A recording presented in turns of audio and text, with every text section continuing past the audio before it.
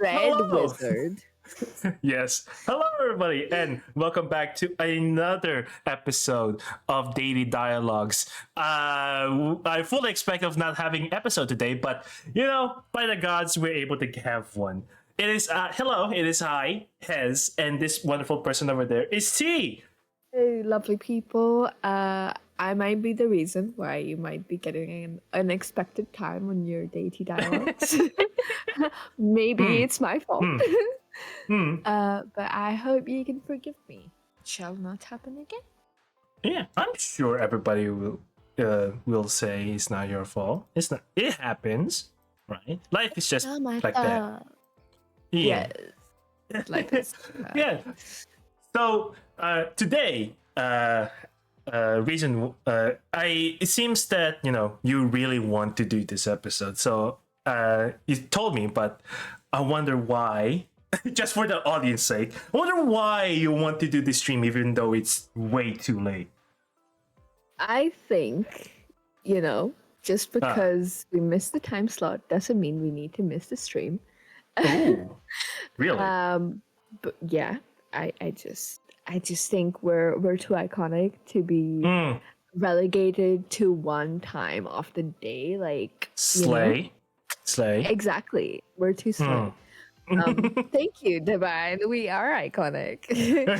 um, but also, it's because this week's episode's topic, I phrased that weird, is the DM problem. Dun, dun, dun, dun. Oh. What is the DM What- problem?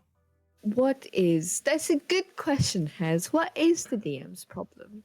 What's the DM's problem? Who What's his knows? problem? Who knows? Yeah. No, actually, the DM problem that I have concocted for us to talk about today is the particular question of what does the DM facilitate? The game, the story, or the experience? And which one are we the most beholden to? It's a bit of philosophical topic. It's for the thinkers. It's for the movers and shakers of divinity. So only intellectuals can weigh in on the topic. Yes. Yes. But yeah, for real, it's just we're gonna be having an honest conversation about the DM problem, and what is expected of us at the table, and is it us holding to the rules, or is it us refereeing the game, or is it us delivering a brilliant story, or is it just delivering a fun ass game? Like what's the purpose of the DM? And somewhere along the line, we can talk about what's the purpose of the player as well. Like, we can uncover that as we talk about the purpose of the DM. It's gonna be, it's gonna be a bit of a thinker. Yes. Very philosophical. You yes, say. yes. You have to have a PhD in contology to weigh in on it. But no, I thought this might be an interesting question to pose because I think I'm sure the two of us have been, faced with this dilemma to, torture ourselves by being extremely, I don't know if I'm doing the right thing as the DM. Yeah. You're right. Well, by talking about the traditional expectations of a DM. Well, if we go for the traditional definition of a DM, which is the person who makes sure that everybody follows the rules, Yes. and they're there to make sure that what you're doing is within the realm of the game, and basically they're the referee. That is essentially what the DM is by the essence. Although throughout that's at the very beginning. Throughout the years, the term of dungeon mastering or game mastering has expanded. Each different system has definitely have their own definition of what a GM should be, and Yeah. in which the pillars of like you said is a storyteller, a referee, Yes. and what's the other one? The referee, the storyteller, are just delivering like a really fun An game for your experience. friends. Experience. Yeah. An experience, yeah. No, entertainer, you will. Yes, entertainer.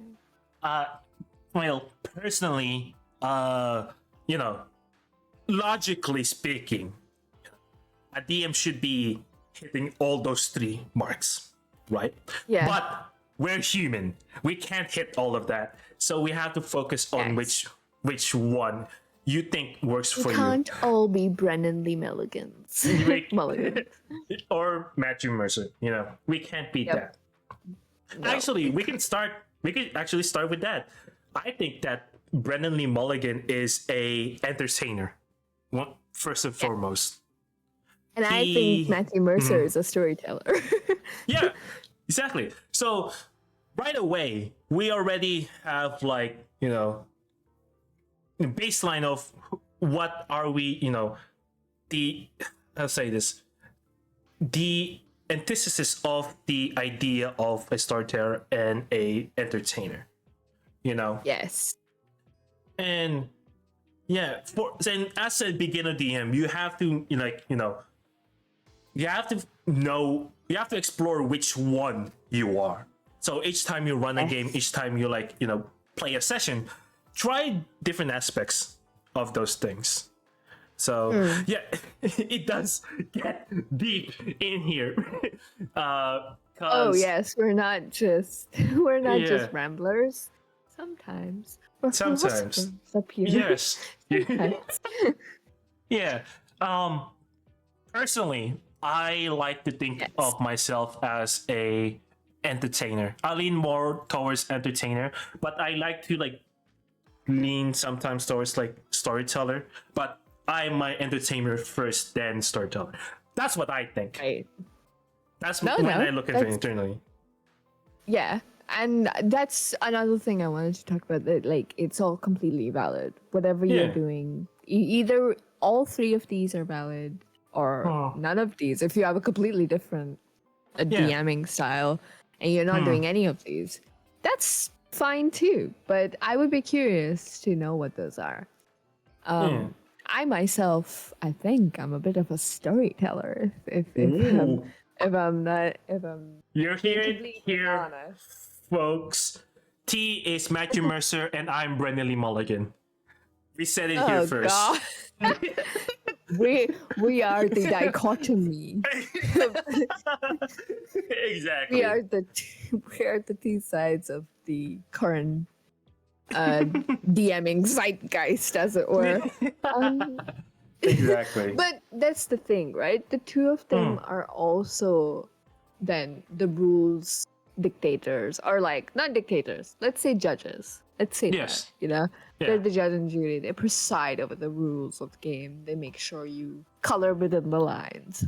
And I think it's interesting to me, I guess, that a DM's role is so vivid, but at the same time it can be so lucrative, and it can be so not vague. I don't want to say that, but it's just multitudinal, It's just interesting to me because you not only have to learn the rules front to back, no one's expecting you to know, but people are expecting you to know every rule off the bat, but they're also expecting you to be at least some amount of interesting, to push the story forward, to push the narrative forward, to entertain, to have a good time. Because let's be honest, a lot of players will just drop out of the game if it's fucking boring. Yes, exactly. I guess it just depends on what percentages of what you are. It's quite It's interesting to me to see. Mm. So yeah, so then that begs the question: is there like a point where it's really bad to lean in one thing? Like, is there an Oh, I'm extreme? so glad. Yeah, I'm so glad you brought that up because that was Yeah. going to be my end like question, Ooh. I guess. Uh, Ooh. but yeah, no, it's fine. It just shows. It just goes to show you how much of a similar wavelength we're on. Yes. um, Segwaying masters over here. we are We could, twins, guys. yeah. But Yeah. no, it's interesting that you bring that up. Especially with if it's okay to lean into certain roles more than Mhm. to just play it as intended. I think in this day and in this age, I'm Mm. pretty sure no, a very few amount of people are actually playing DMs by the book. Like they're being Yes. DMs by the book. Mhm. I think a lot of it is improv. A lot of it is scrounging for names. It's Mhm. just a lot of scrambling for a certain player will throw you a curveball. How do you hit it? How do you strike Yeah. it? You know. Mhm. So it's interesting to me. To this question is like unpacking that is going to be interesting for me because I Mm. definitely fall victim to leaning into a certain type of DM too much. Mm. Really? Mhm. Yes, and I mean that's a flaw. I'm okay to say that. Yeah.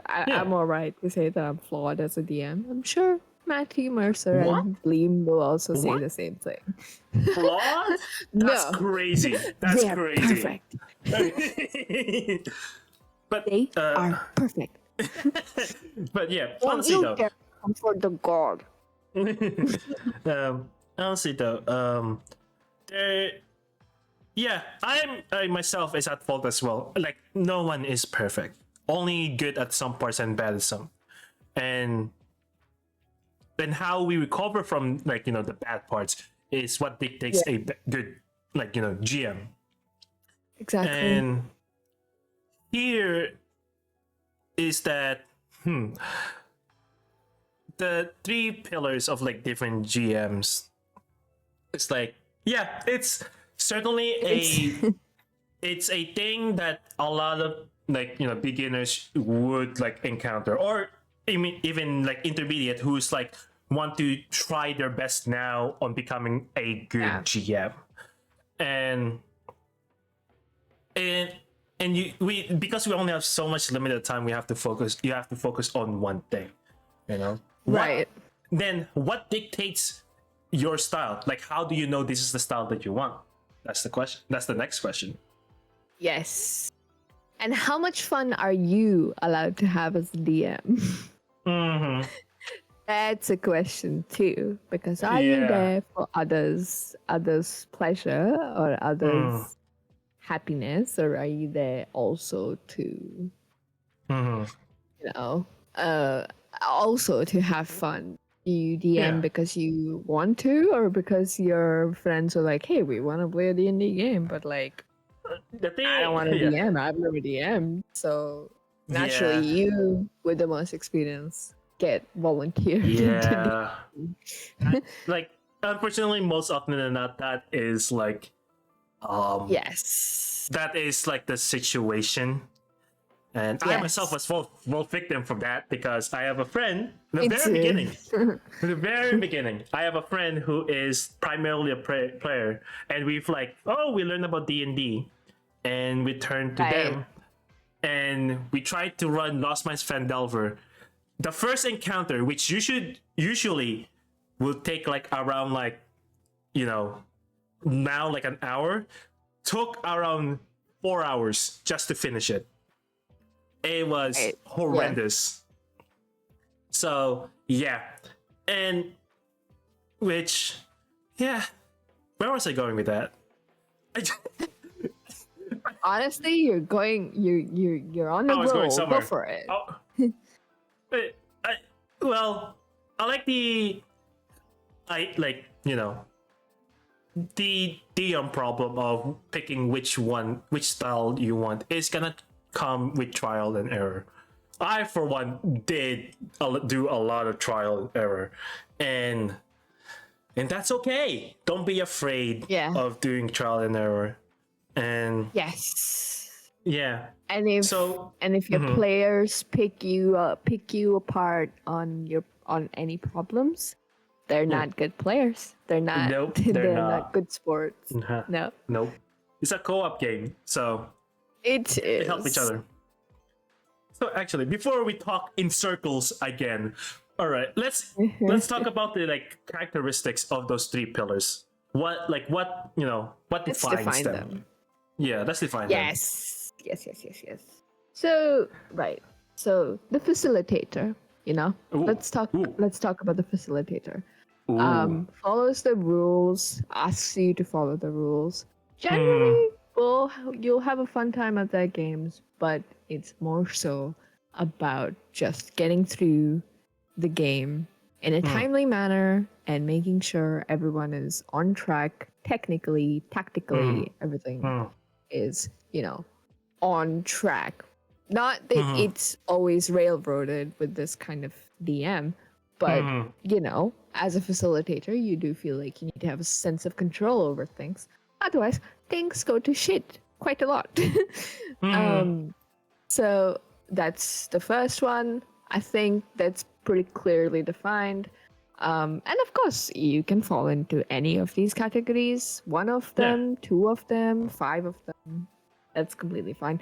Do let us know if you have ideas as well about this. This is a market of ideas, so go for it.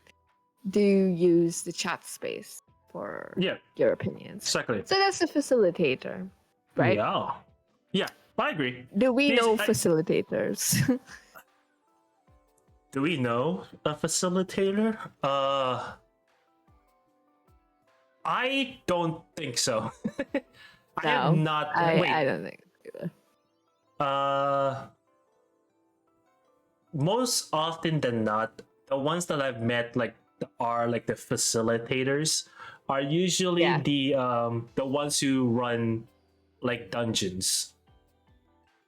Yes. Are usually the ones that are the most ones who are facilitators. So most definitely old school DMs will be a facilitator because they like their rules and they make sure that everybody knows them and make sure everybody does them. So I think that's an example for a facilitator. That's a good point, I think, because it can also apply to one shots because sometimes one shots. I think the best type of DMs for one shots are facilitators because they are. That's true. They push the narrative, they get it done, and it's time bound, so it's contained. It's a contained thing, so you need a bit more of a contained experience. So you need someone. So would you think that a character trait will be facilitators are assertive? Ooh, they have to be, I think, to be considered facilitators. Not that assertive is particularly bad. Exactly. There's no negative connotations to anything that we're saying, by the way. These are all valid and these are all good. Yes. But yes, you do have to have a certain strong hand when you are giving or doling out rules. And I think yes, facilitators during one shots do have to have a bit of a the sense of control comes with intention of control, there's always both sides of the extreme, so you have to play the middle game in all the things, and middle is best usually. Balance, as all things should be. Best. Yes, be a centrist in life. That's good. Yes. Yes. we get political sometimes. Sometimes. So, Hmm. no, yeah, I agree. Like, it's very easy to then kind of run your game like a totalitarian as well. It's like, no, Mhm. I'm telling you, don't derail this. You're not allowed to do that. You can't do this. You Mhm. can't do that. Yeah, this is locked behind the dice roll. This is locked behind the whatever. So the game Mhm. is over here. So no, none of that. I don't think there is an ability. I think facilitators especially have the ability to kind of split, between Uh-huh. they're able to split focus and give everyone a good time, but it's also like it's the most common type of DM there is out there, I think. Mm. Um just because that is what the game dictates of you, and that's what it Mhm. needs from you at a basic minimum, you know? Yeah, I agree. I agree. It That's just one. yeah, that's one. All right, let's go to the That's next one one. before we get too I long. think, yeah. I mean, I think it's just because that deserved the most like outlining. Because the next Mhm. one is fairly, upfront. It's the storyteller, in Hmm. which you can kind of get creative a little bit, Mhm. and they're extremely good at like painting Mhm. an image for Writing a you novel with, usually. yes, but like in real time. Um, Mhm. yeah, like with their words and in Yeah. real time, and they're able to improvisationally. So Yeah. that is an art of itself. Yeah. I Mhm. say that, but Yeah. I know Uh, I said I'm a storyteller, but I don't think so highly. Um, well, one thing that I will say, like, storytellers needs to like get, to know is that yes, you like follow like the idea of show but tell. Although sometimes too much show is like too much, you know.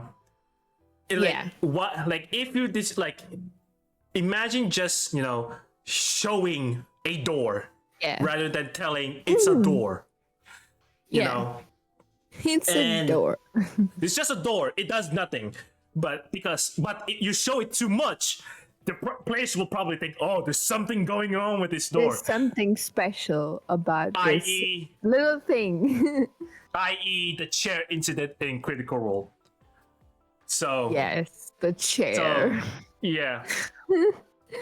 So, like, yes, show and tell, but not on everything. There's like a certain point where just say, "Hey, this is a door. It does nothing else. It's just a door." Yes. But I So, think the problems with the storyteller kind of just being straight up about certain things is that then your players think it's bait, like you're playing mind games with them or something. mm, So that's interesting. They'll always be like, "Oh, it's plain." You described everything else, but you just described this one thing as plain. yeah, that's true. I'm suspicious of it. Like they'll have their own mentality.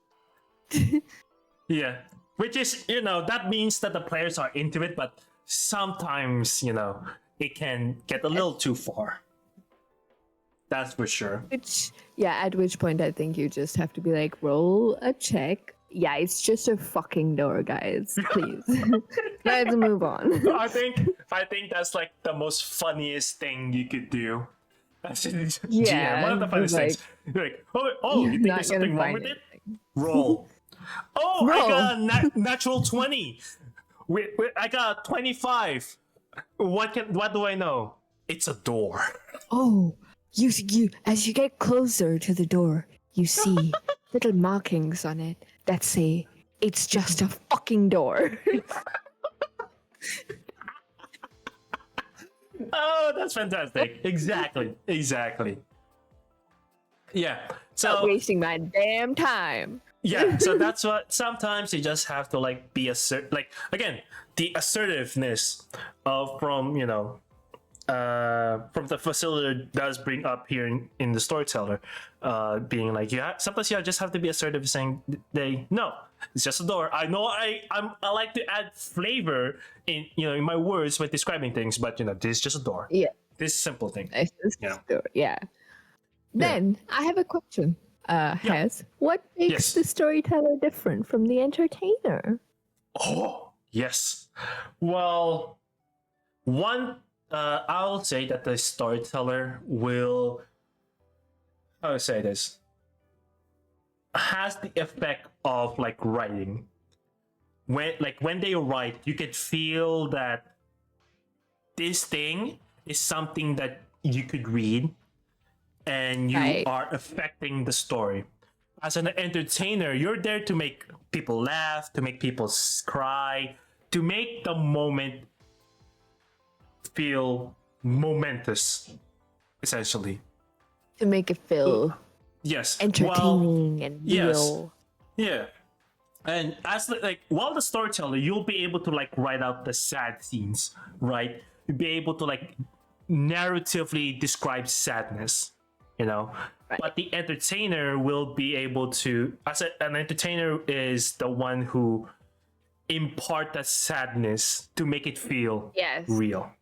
Yes. Like, yes. And the entertainer's job is to connect, the players, their characters, and your world, and the world that you're playing in. That's the entertainer, while the storyteller writes about the world. That's why. I disagree. Really? Yeah. Yes. Not on a particularly molecular level. I just disagree that storytellers write everything out. I think sometimes it's just a natural improvisational kind of thing. It's just a tool that you use to lay out the emotionality of any situation, of any landscape. But I will say it's more descriptive than it is, I guess. I don't know how to. There's a word that I'm missing here. I think like my idea is that storytellers be able to write out emotion long term, right? Yeah. While entertainers like being able to exemplify the emotion short term. That's how I see it. It's the juxtaposition, I think, of the storytellers kind of, it's not railroading, but like the tracks that they lay down for a very specific emotion that they want to draw out on, using very specific words to draw out certain emotions, certain responses in situations, knowing when to play at your psyche. Entertainers do the same thing, but I feel it's more immersive in the sense of it's in the moment, and the showman, the DM becomes the showman. It's almost like you're transcending in that experience as an entertainer. You just have this kind of transitional experience into, now I'm switching on into entertainer. I'm tapping into this weird strain of like, I can pull this response from you. I don't need to lay down any for this. I can pull it away from you right now. I am leveling up. This isn't even my final form. Yeah, I think that moment where you felt something click in your mind and your players are responding to it is such a wonderful feeling. Like you let yourself go. So. You let yourself go and you're just so in the moment, and your players are like responding to it kindly as well. I think that's I will say the most best moment is in again Curse of Strahd when you guys discovered Elira. Yes.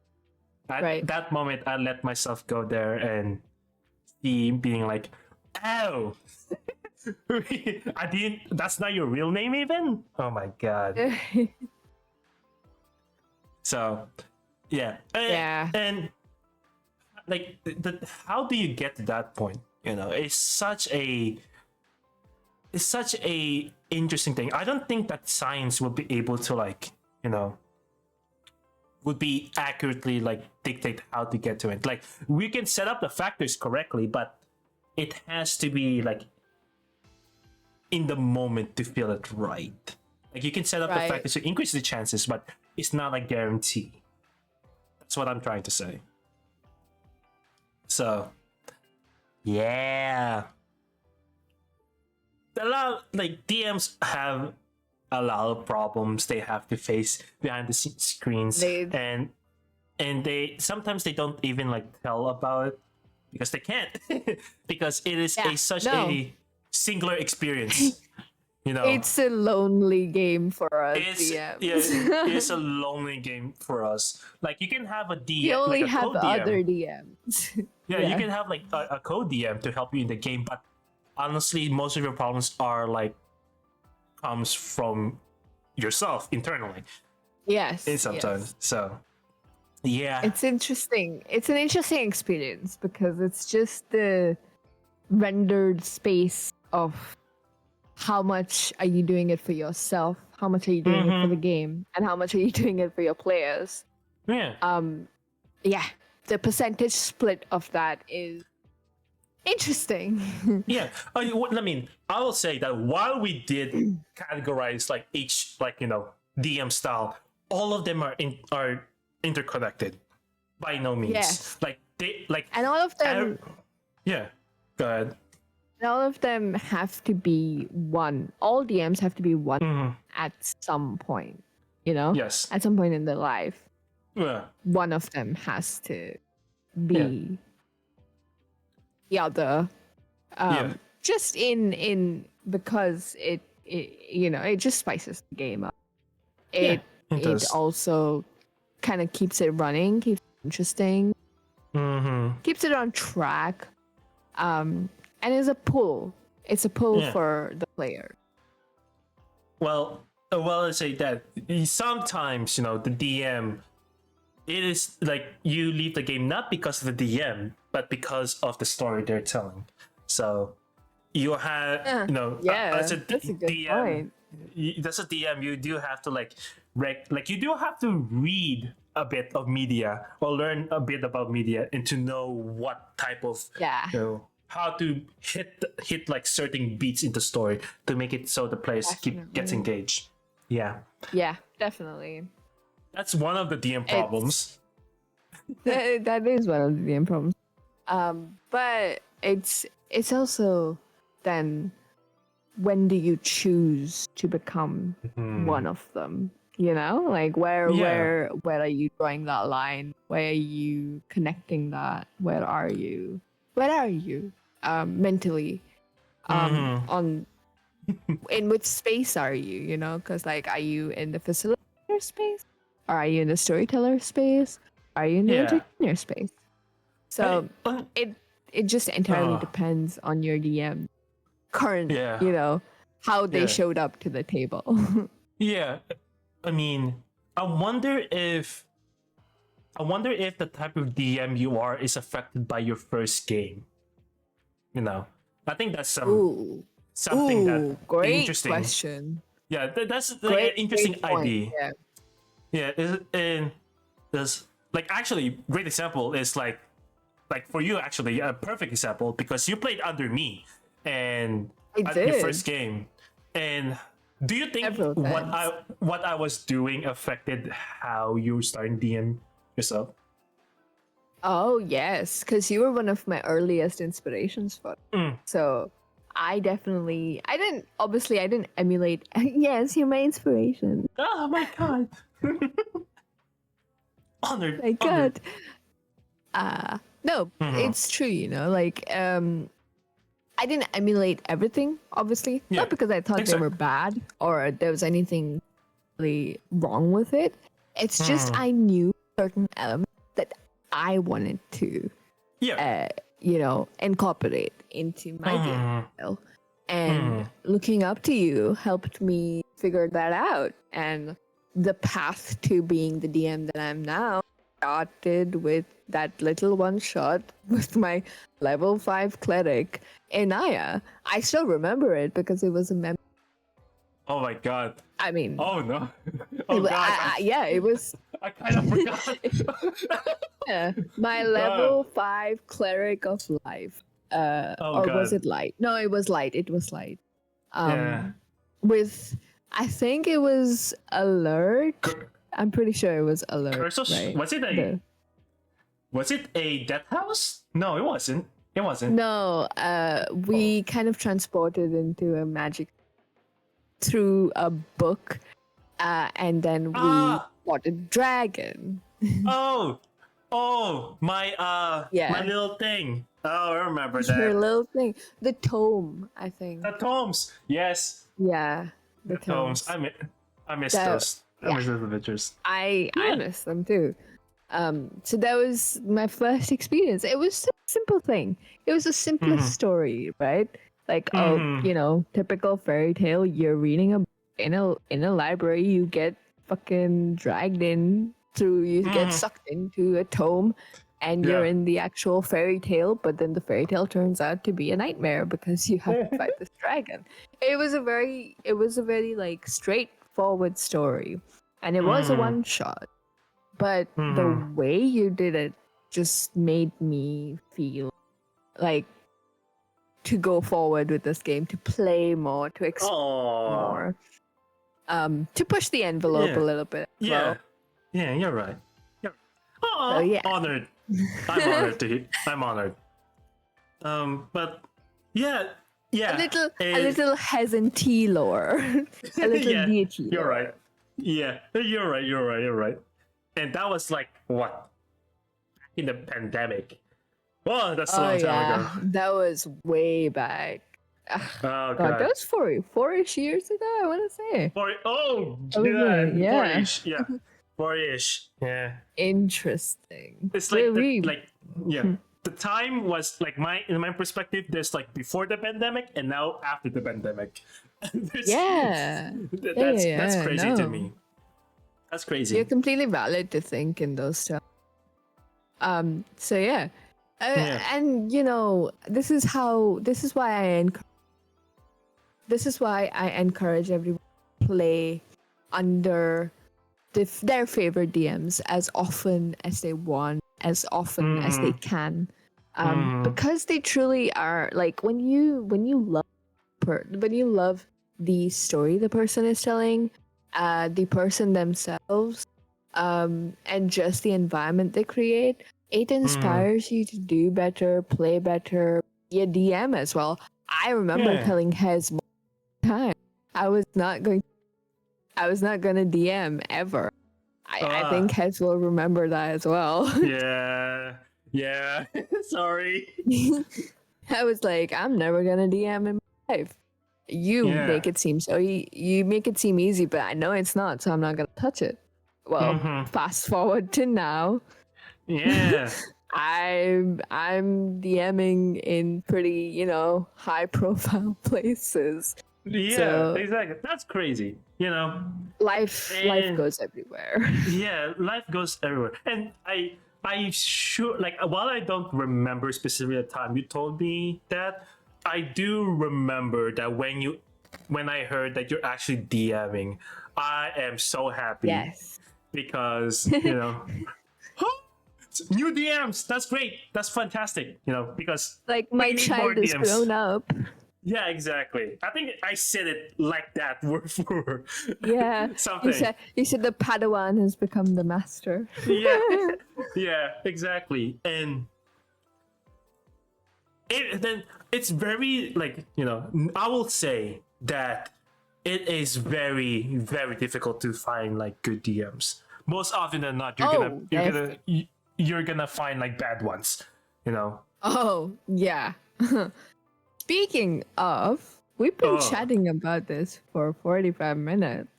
oh, you're right. Maybe we should go to some Am I the Asshole stories. Oh, you're right. Ayo. Heyo. If All you're right. done, if we're done I'm with down. everything in that topic, I'm down. yeah. Down. I'm All down right, for all Am I right, the all Asshole? right. Guys, it's the most wonderful time of the podcast. We get to dunk on some fools. Some fools. That's fantastic. Yeah, Me. All right. Give me a second as I fish. Okay, sure. We should also, I think we should also at the end of like we do two AITA stories, and then we should look around the r/D&D Ooh. Reddit for some Oh. opinion posts. Oh, So that we God. can, yeah. I know, risky Yeah. waters, but I think because it's such an op-ed podcast, it works. Mm-hmm. I agree with it. I agree. I'm down with that. I am down. Well, while T's getting down. Stories are long. Yeah, while T is getting that, like, I just want to make like a quick note of, yes, some say that T is, lucky because I was their first DM, because often than not, there's are horrible DMs that you will encounter first before you find, the one that you like.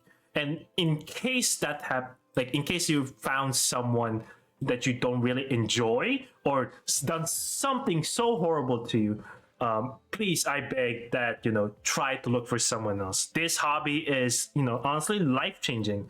And for you to for someone to get turned away from this hobby because of, what someone did, while understandable, saddens me a bit.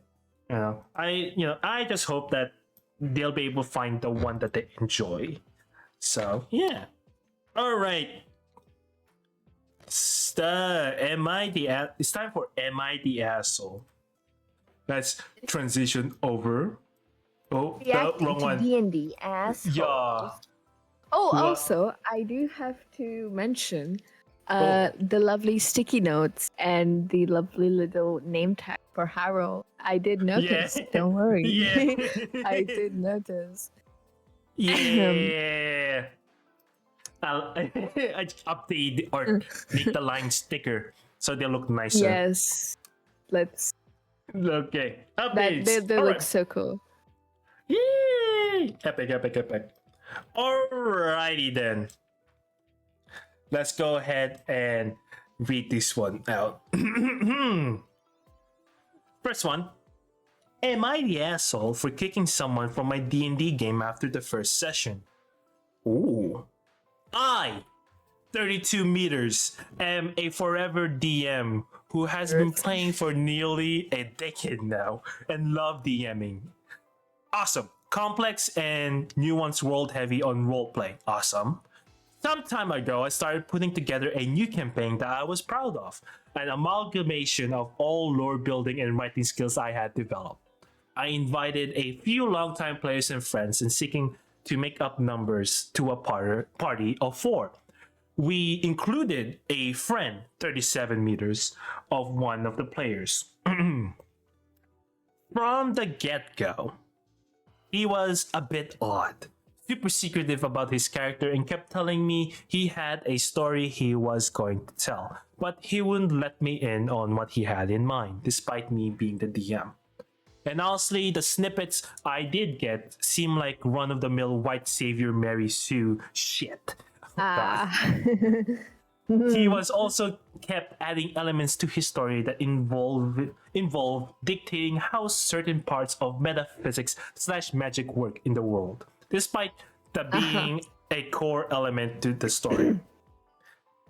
We pushed through creation, and on the first session, at the first sign of any conflict with NPCs, fishermen who wanted to purchase one of the party members a talking crab, he decided to let all hell break loose and lightning bolt the group of innocent fishermen. What followed was the party attempting to flee, and when cornered and given the option to surrender so I could get this shit under control, he decided yes, is to escalate again and attack the guard captain requesting their surrender. I ended the session normally, But shortly after, I sent him a message saying I wasn't comfortable with how he played and that I didn't want him to continue. He told me I was an asshole and that I should give him more chances. But even when we talk out through alternative thing he could have done, they were all version establish my dominance through violence. Am I being the asshole here for not even trying? I don't know the guy. He's just some dude to me. I also used to run He's just some D&D as dude. therapy. Yeah, exactly. I also used to run D&D as therapy for teens and child with autism. Yes, sorry. I have my Awesome. notes. That's I have so my notes on good. that. I have my notes on that too. Whilst I witnessed a lot of cringe during this, A, I was getting paid for it, valid. B, eliciting cringe was the intended goal of the therapy, breaking down in game social situations of the games. And C, the kids were always super receptive on feedback. None of this is true for this guy, and I could just be asked with it. AITA for not having any patience and just booting him after session 1. Well, that was a fun read. That was a very fun read, and kudos to you, Poster, Yeah. for doing therapy through DMing and through D&D. Yes.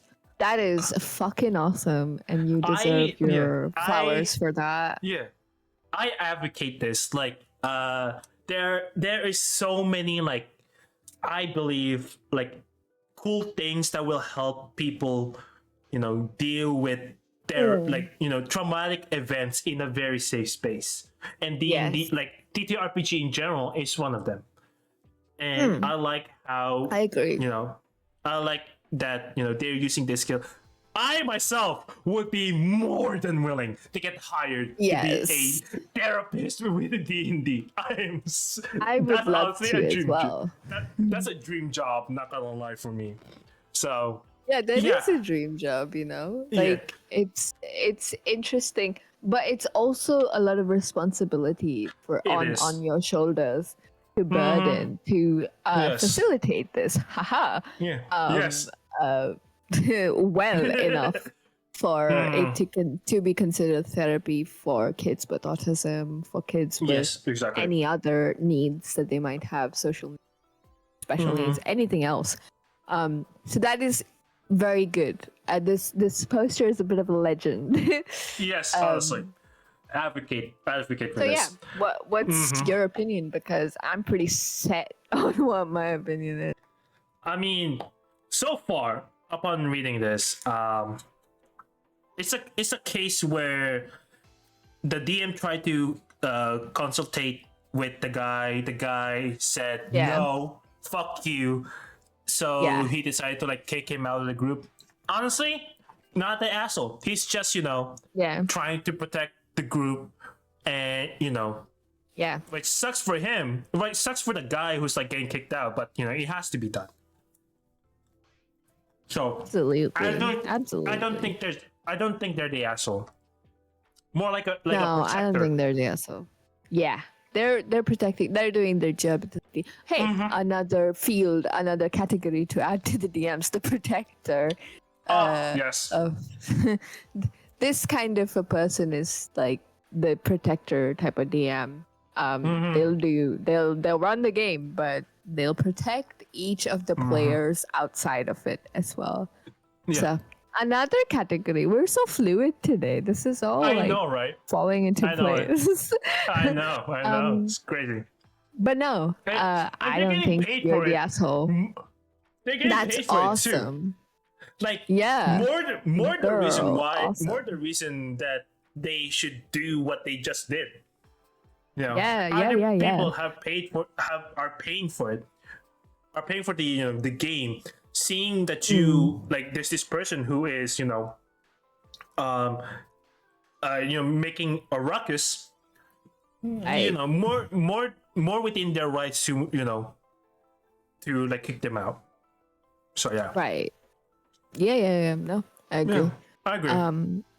It's also, let me I guess on a lighter note, let me just say that this guy, the other guy, the player, gives me the impression of a dude who has been in philosophy 101 recently, and he's throwing out words like metaphysics, and like he thinks he's doing some big bad shit, and like he's just flexing his critical thinker muscles.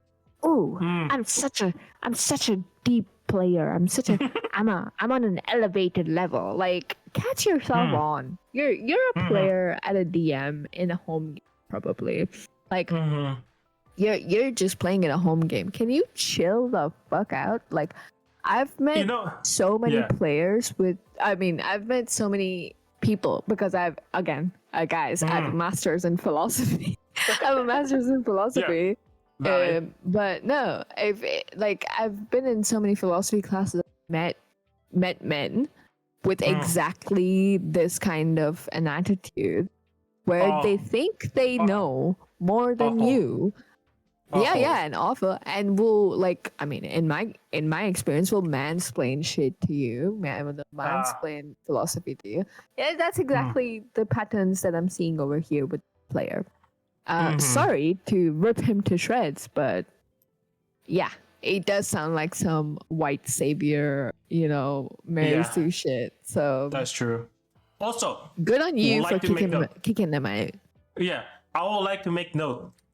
The guy is 37 years old. Yeah, that's crazy to me. The cranium. You acting like a toddler. Yeah, the cranium space is like, what the heck? Yeah, like the decency of like doing this. You're 37 years old. You're at that age. You at least know what you're doing. So yeah. It's a very dead it's a killer. This mentality kills any group. So I'm so glad that the DM rooted it out, because it would just encroach on a fun space for everyone else. So valid. Yeah, valid. I completely. Oh, what a legend! What a legend! Yeah. So Sam and Jaspi, you are not the asshole. So yeah. Yes. In fact, you're quite a bit of a legend, Sam and Jaspi. For sure. Yeah, for sure. Should we go to the comments next for one? this? Oh, comments for sure. Yeah. Let's see what for sure. NTA. Look, I know people who like to play evil characters in D&D, I get it, but that's not your campaign. He violated several rules here. To ensure the specific of his character with the DM, including alignment, committed evil acts and expecting no consequences, like being arrested by local authorities.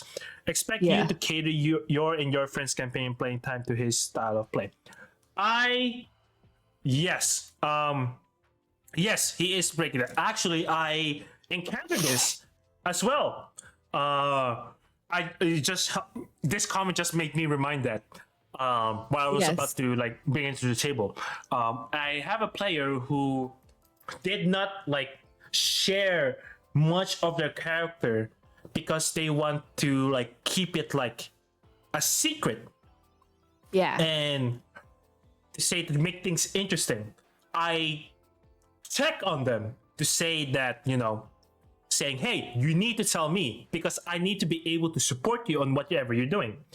Because most often than not, if you don't tell me, your story, whatever surprise, is most likely not going to appear at some point, and you're going to be mad about me towards me. Yeah, because, exactly. I didn't bring it up. How could I know if you didn't tell me? And that's my biggest pet peeve. I mean, it's not my biggest pet peeve about him, but it is very harmful because you can keep your backstory hidden from other players if you tell them to tell me the backstory, so I can better facilitate it for you, and I can better deliver it to you. I can work on a way to kind of get that wish fulfillment for you. So if we're not working together on this, there's no way I can read your mind and make it happen in a way that you like. Exactly. So yeah, I think that's that's what I would pick up. If you're a player who wants to share, has something cool, like you think in your character backstory, let your DM know, because if it's like within the story that they're trying to tell, the Right. DM will most definitely, more than likely, will have that story be part of the game. You know, Right. any ideas that Yeah. you think would be cool for your characters, let the DM know, and you know they'll Just let the take that. DM know. Yeah. Let then they'll do something with it, and they'll let you know if they're thinking of using it or not. You know, communication is key For as always. Yeah. For Curses Strahd, I sent has a 2-page document with literally everything about Lanaya. Oh yeah. Oh yeah. Like everything. Mm-hmm. Everything from hopes and fears and wishes and background Yeah. and Oh yeah. everything. And I'm planning to make use of it. You know, and Exactly. that's like an interplay between DMs and players, and that's what players should do for their DMs when time comes. So yeah, Agree. you have to tell them what plans are. Same thing. You can't just derail the game if it makes it not fun for everyone else. That's why my DM doesn't Yep. allow infighting in our group. No stealing loot and no taboo topics. Makes sense. This guy clearly That's just good. has anger Yep. issues. He needs to work out, but not at your table. Yeah, 37 he's years not old. paying you for the therapy. Yeah. 37 years old, man. So yeah, I think that's it for Imagine- the. He's That's a it for the whole comments. 11 years. 11 years older than me. I Yeah. am old. Well, yeah. It's 11 crazy. years older than me. Like he can't. There's no excuse for this type of behavior. There's no. Valid. All right, let's go ahead and go to the next one. Boop. Yeah. Show us, Ooh. Harold. Reveal Harold. the asshole. Am I the asshole for killing a friend's player character in D&D? Oh boy, here we go. This one is admittedly not the norm for this sub, but I am feeling a bit guilty about it. A few things before we start, Okay. for those that don't know.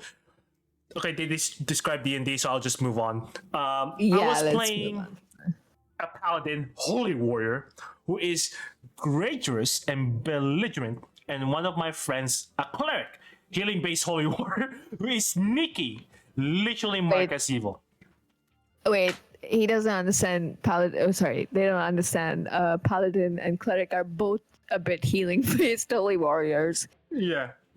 Like, So I can think I'm assuming, but I think he is like one of those ones who are like Oathbreakers. big damage, maybe. big damage.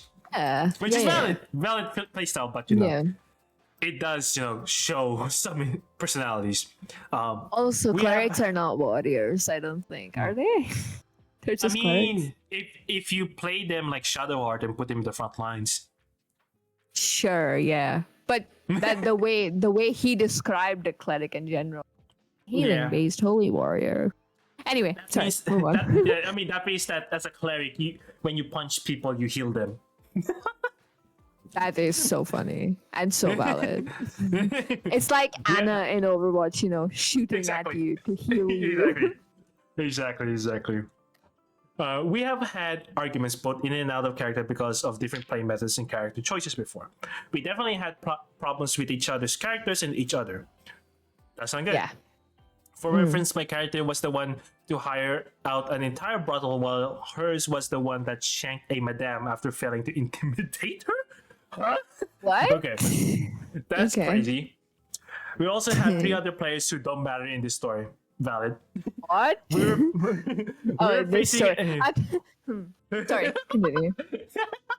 Yeah, we were facing a mind Crazy. flayer, classic, a mind controlling enemy with a reservoir party.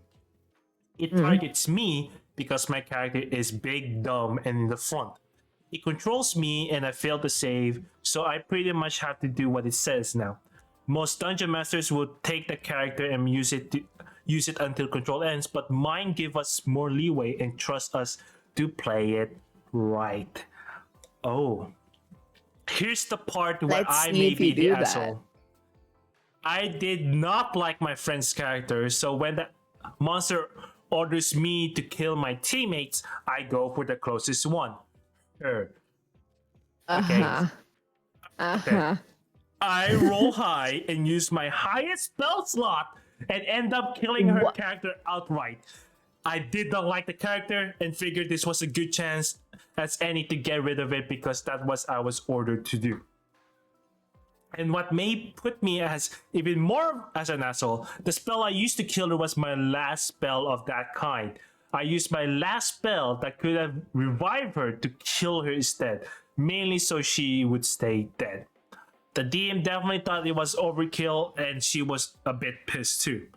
My defense is that my character was mind controlled and ordered to do it, and she was the closest enemy to me, so I did my best to fulfill the mind flayer's orders.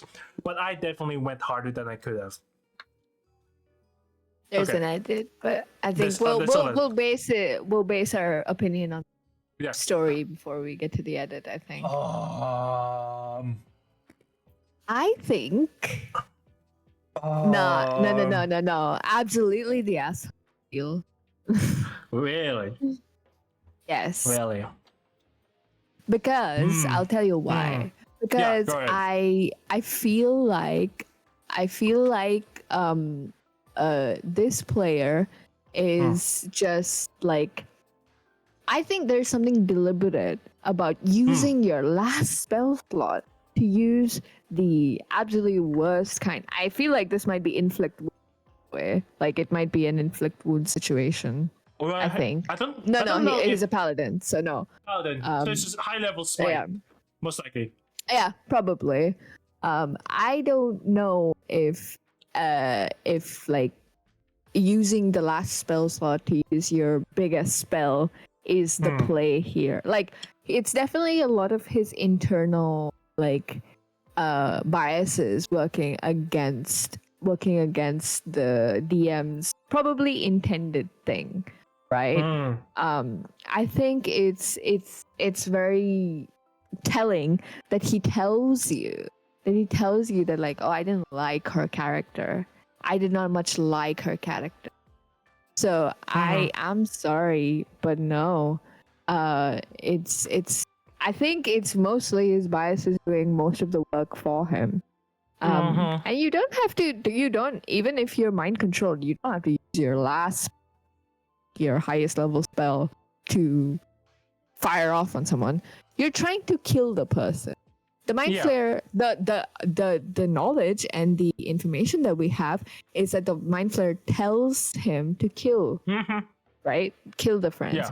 But here's how any kind of other player would have played it. Use a spell or attacked, sure, but I don't think it would outright be like, oh, I used my highest level spell and I fucking destroy this player. Maybe it's like, there's their last. They did say it's their last spell slot. Like the highest level one is their last spell slot. But if they're a paladin, then do they really need to use a spell? Dude, I think you can just go for the hit instead. Like they're pretty strong as is, you know. That's true. It's not. You don't need to use a spell slot, and you definitely don't need to. Not enough to like kill a person or kill a PC, I guess. So unless there's an edit that makes this even worse, probably, or even better, I don't know. With the information that we have. Yeah, with the information right now, I actually lean towards what Dark said. That this is like a bomb waiting to happen because the DM lays in front of them, being like, "Hey, I trust you guys." This, especially when the DM should realize that there's this bad beef between two people, right? I think this is just a situation that exploded in their face. It's just bound to happen, in my opinion. I don't think the player is an asshole because of it. This could have been prevented. I just honestly, you know what? On that note, I just don't think these people should play together. Like the DM, the players should just not play together. You should find other players to play with. All right. I mean, this is okay. I'll say this. This is why I like to have this conversation. Even though we don't agree to things, we see reasons in between Yeah, each yeah. other, And which I don't mind really healthy. people disagreeing with Which is me. I don't healthy. care. Which is Yeah. healthy, honestly. So I'm let's happy go ahead to and be read the wrong. edit. Yeah, Yeah. happy to be wrong as well. Edit. Her character was the only one my character could reach easily. We were melee characters and the other three were ranged. Okay, good group dynamic. I would have had to deliberately Great group then. go around her character in order to hit others. Edit 2. DM was not pissed, just uncomfortable. Other three players could not care less. They saw it as murder hobo versus bar brawling bank robber. Me. Oh, so the cleric was a murder hobo? Okay. Edit 3. Which I guess, okay. If it matters, her character was the only murder hobo / serial killer of our group. They were the cleric is like Shar. Yeah. It was Largo Shar. The methods where we disagreed upon were primarily whether we should be bombing the town and murdering people, her method, or just fucking prostitutes and scamming generals, my view. I don't like any of you in the story, actually. I'm just sympathetic for the DM a little bit. Yeah, as I because said, it just feels like these players don't get on this is very just well. a bomb. This is a bomb waiting to happen. go off. Yeah. Yeah. So You know what? Nah, I changed my opinion. I don't know. I'm tepid. Yeah, tepid. Yeah. Like Yeah. if I have to like lean one way or the other, I don't think they're the asshole. It's just the situation make it seem them an asshole. That's the thing. The DM should have like. I don't think they're they're just not my crowd, you know. Yeah, they're just not exactly. my group. So You're right. Yeah. yeah. Exactly. I will I will continue being saying that the DM should have stepped in, be a facilitator. Yes. Yes. And protector. And be already to step in. Like Dark said, when under the control of someone's character, the DM chooses the action. Exactly. I They have don't to know be though, because you the- can't. I guess it's an interesting question because it's like, oh, but then do you dictate the person being like, oh, you cannot kill this person? By the way, you're not allowed to kill this person. You can only hurt them a little bit. That breaks the immersion a little bit. I feel that doesn't like the stakes go down. I feel so. Yeah. I don't know. It's a tricky situation. For me, it feels like the player is, the player in question, is not the player in question. The player who is like the OP, did what they were told to do, is to, Kill. kill. Yeah. So using that last spell slot makes sense to me. If it's the only thing they have. But then they said it in character, probably, no? Yeah, it's their character So problem you too. should. So it's the I emotion. don't know. Yeah. Exactly. Yeah. Thank you, JB. And also, let me just bring up a point that I'm sure I'm gonna get fucking roasted for. But We'll see. what is the gender makeup of this group? Because it seems like she's the only gender we have so far is a person who got their character killed is a woman. We don't know if anyone else what the gender makeup is. We don't know the gender of this person. Exactly. Any of that. Yeah. So it could also come off a little bit bullying, like the but I could be wrong. Again, it's just an interesting point to bring up. Because... very valid, honestly. Maybe there's like some, inferiority Resentment, complex going on with the guy. That's why he feels like, like as JV said, his motives is like, being an asshole and such. But yeah. So yeah. Like I don't let's like go- her character. Okay. Let's go to the comments. YPA. I don't know what that means. You're the This is asshole. what you're the asshole. Okay. This is why DM should have taken over. Even though you were mind controlled, you did what your character would have wanted anyways. Yeah. Yeah. I don't think the mind control was anything. It would have been the it's same. just a reason why, Yeah. felt like it's just a reason excuse. why. Yeah. You went for an irreversible kill against another player. That's a pretty low blow. Attacking your character was a reasonable move, but going for your biggest attack and aligning her was too far. Plus, it was a personal thing. Other players will pick it up on that too. That bring players drama into the game. The other players don't deserve that. Gotcha. Agree. I agree with that one person. I am. NTA, not the asshole. Maybe it's just how my group likes to play, but when a PC is put under mind control, they still act as their characters, but with whatever directive the DM, give them. I usually leave it as attack your allies. This falls more on your DM though, because if this isn't the result he wanted, then he would have done something differently. Forcing PvP like that is bound to have some hard hits. That's where I sort of underlined agree. Yeah, I That's where sort of agree. Yeah. Mm-hmm. But I don't think he's not the asshole for that. I think the DM is also a bit vague about their. What's ESH? What Everyone lingo? sucks here. Oh, there. Oh, that's an option. Yeah, Everyone sucks it here. is. Everybody sucks here. Okay. I agree. I thought NTA and they are the asshole. AITA, type of thing. YTA. I didn't know ESH is a thing. Yes, ESH. It thank is you. a thing. Absolutely. Thank you. Yes, ESH. There you go. ESH. DM should have been there.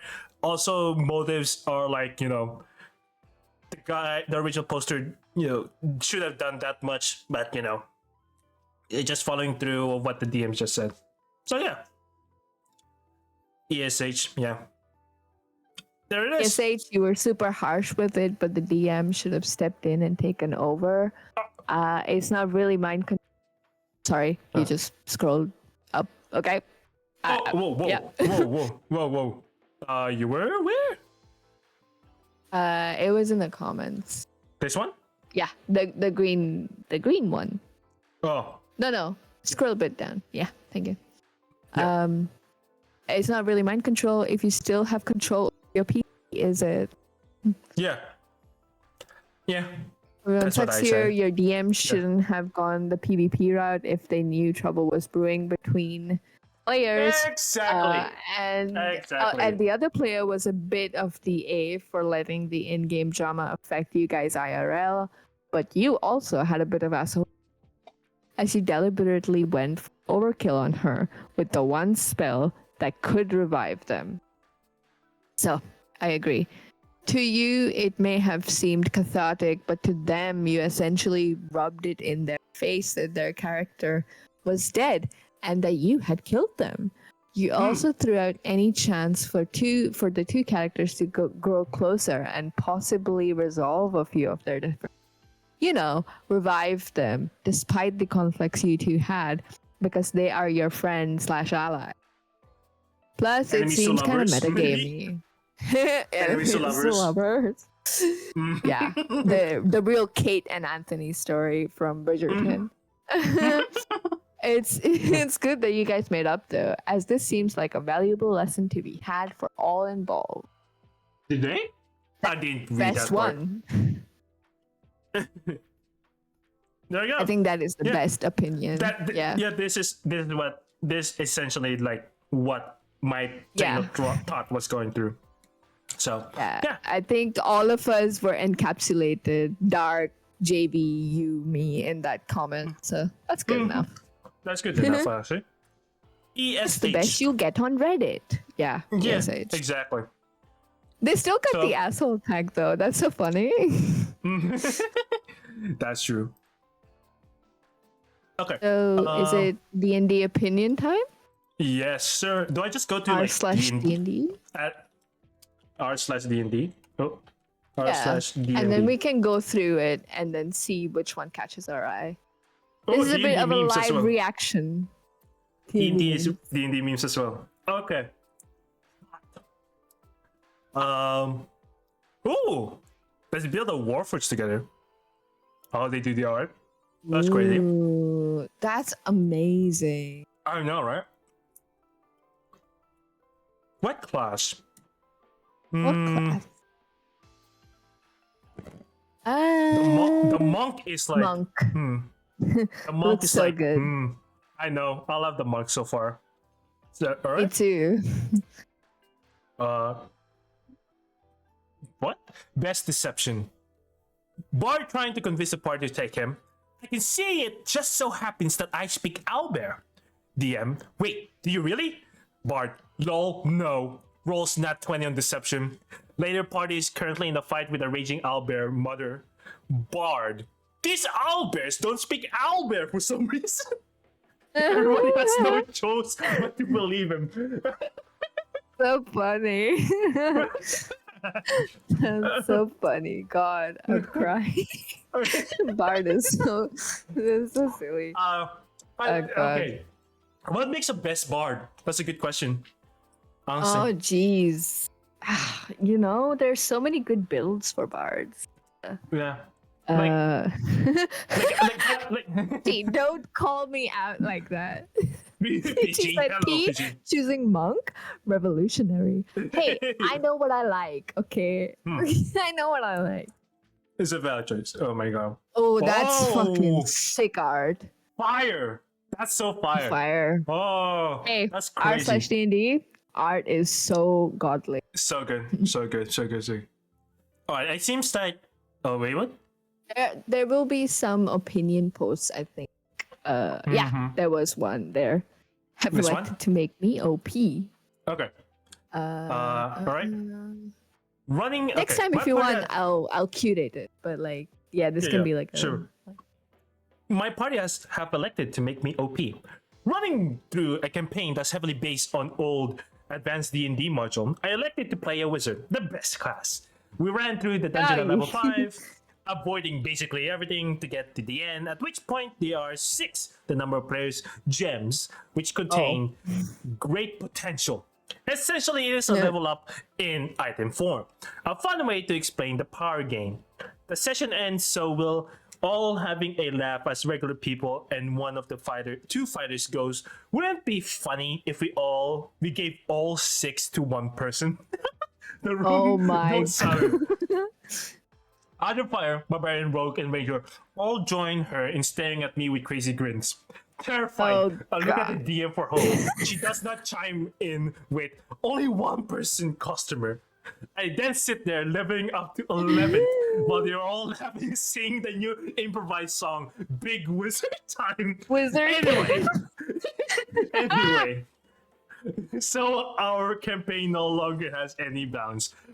Now this is a party I can get behind. I love these guys. They know how to party. They So are funny. good. So Oh my funny, God. God. They just said, you know what? "Let's give you all the drugs and see what happens." I like the DM. It's just like, she's going with You know it. what? Let's go with it. Yeah. Yeah, the encounter is so inbounds. Oh god. That is so funny, God. I'm fucking dead. Oh my lord. Oh what? That Give me was so insane. some. Give me some codes from your games with no context. Oh, we have a channel full of our server. Oh, that's an opinion post. Is This level one, right? scaling and adventure good or bad? Yeah, let's see. Is level scaling an adventure good or bad? I got into an argument with a player about the idea of leveling scaling enemies in D&D and was wondering what the general opinion was. For level scaling, I mean changing enemies to fit the player's level. For example, if the party gets a plot hook about an evil wizard with a pet devil and investigate him at level 3, he would have a pet imp. But if for some reason they either never found the plot hook till a high level or waited until they were level 15, he has now a pet fiend. I was talking to someone I've run for before about running sandbox games and mentioned that I'll often drop vague plot hooks and wait to actually build a level appropriate encounter until the players gets there, so a level 15 group doesn't face off against an imp or vice versa. My friend this was horrible DMing and was using metagame knowledge to punish players. I think they mean my friend said this was horrible DMing. Probably they Okay. missed out a word. Yeah. Yeah. Oh. Huh. I don't know. I don't get it either, Divine. So basically, think of it as the level of the campaign, or like the enemies you will deal with, it matches on your current level. Correct. Think of it as like if your character is level 3 and decide to like, you know, and you know where the bad guy is essentially, right? You will just skip everything, just go to the bad guy. The bad guy you're facing is like good enough to face you at level 3. Agree. And also I just think level scaling is fine, because especially when you're using maybe set encounters and set CRs, it really works well, because then it can be a tough fight, but it doesn't have to be an annihilating fight or too piss easy, you know? Yeah. So I think in general it's a good thing. I just don't understand their dilemma, I guess. Yeah. I mean, I think it's the the idea of like using players as metagaming. I think that's the concern was. But in my opinion, it just depends on the type of game you're playing. If it's a sandbox, I would honestly run with this.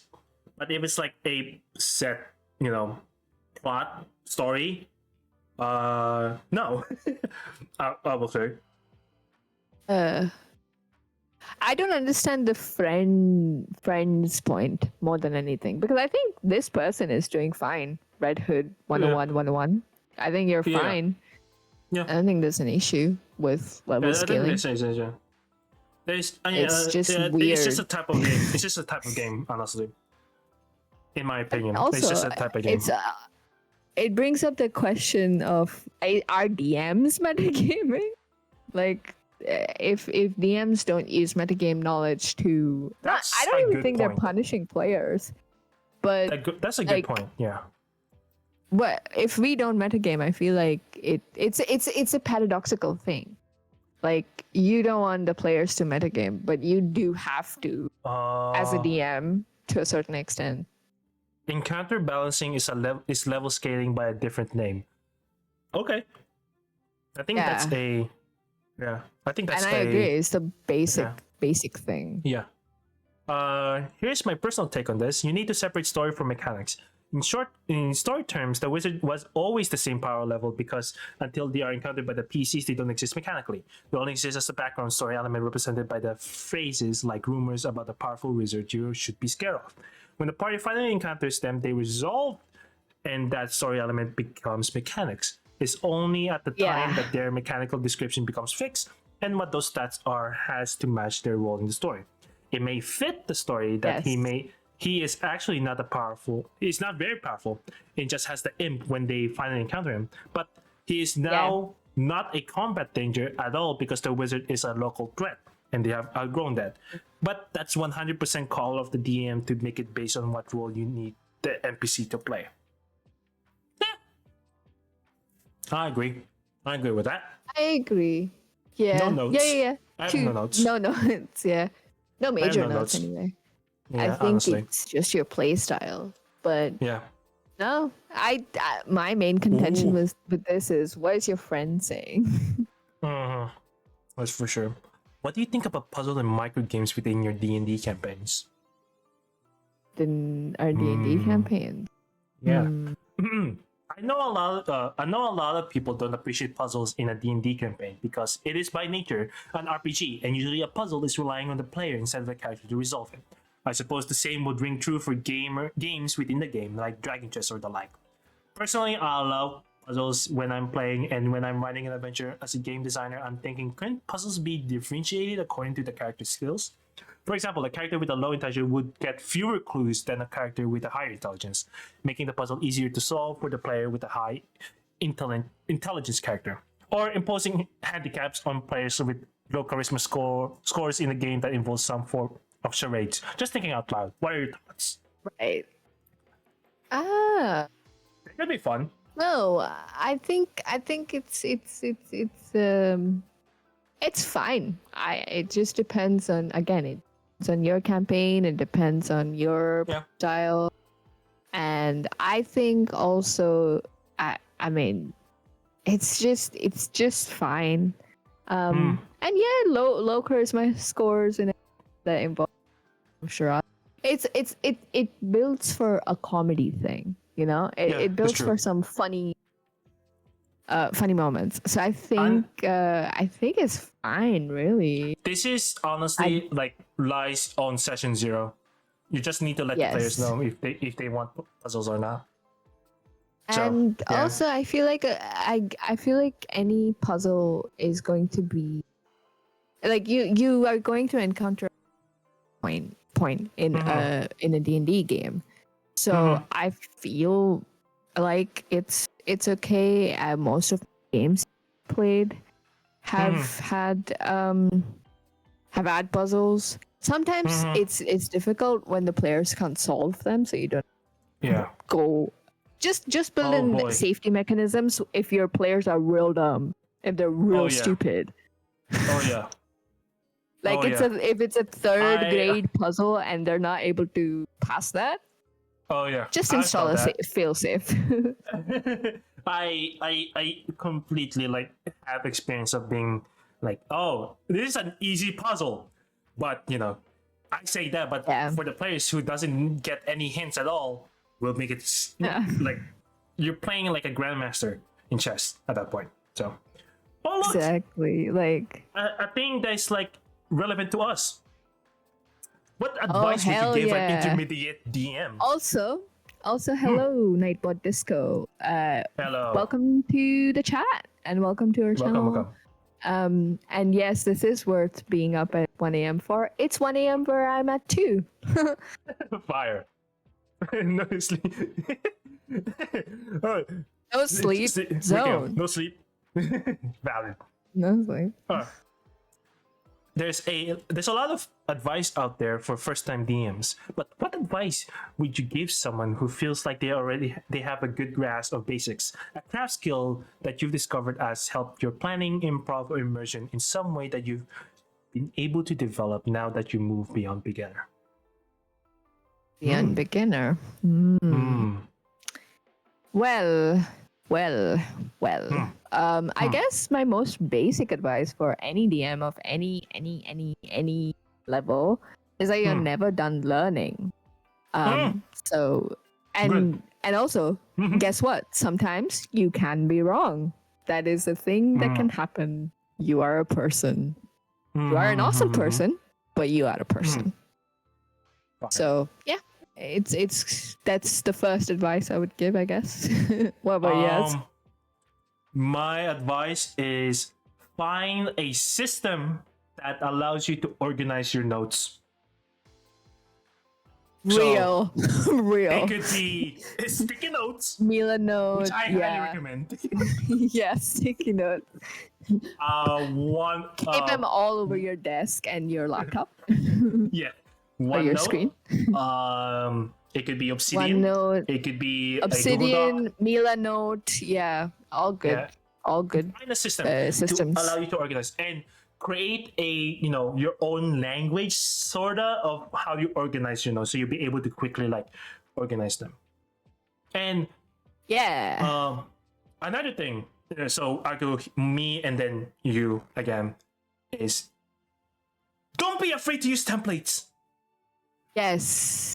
Like I discovered some templates that I bought, and oh my god, they helped me so much. Like hallelujah for them. And I just realized how much easier to use templates. I did not use them when I was a beginner because I thought Yeah. good DMs don't use templates.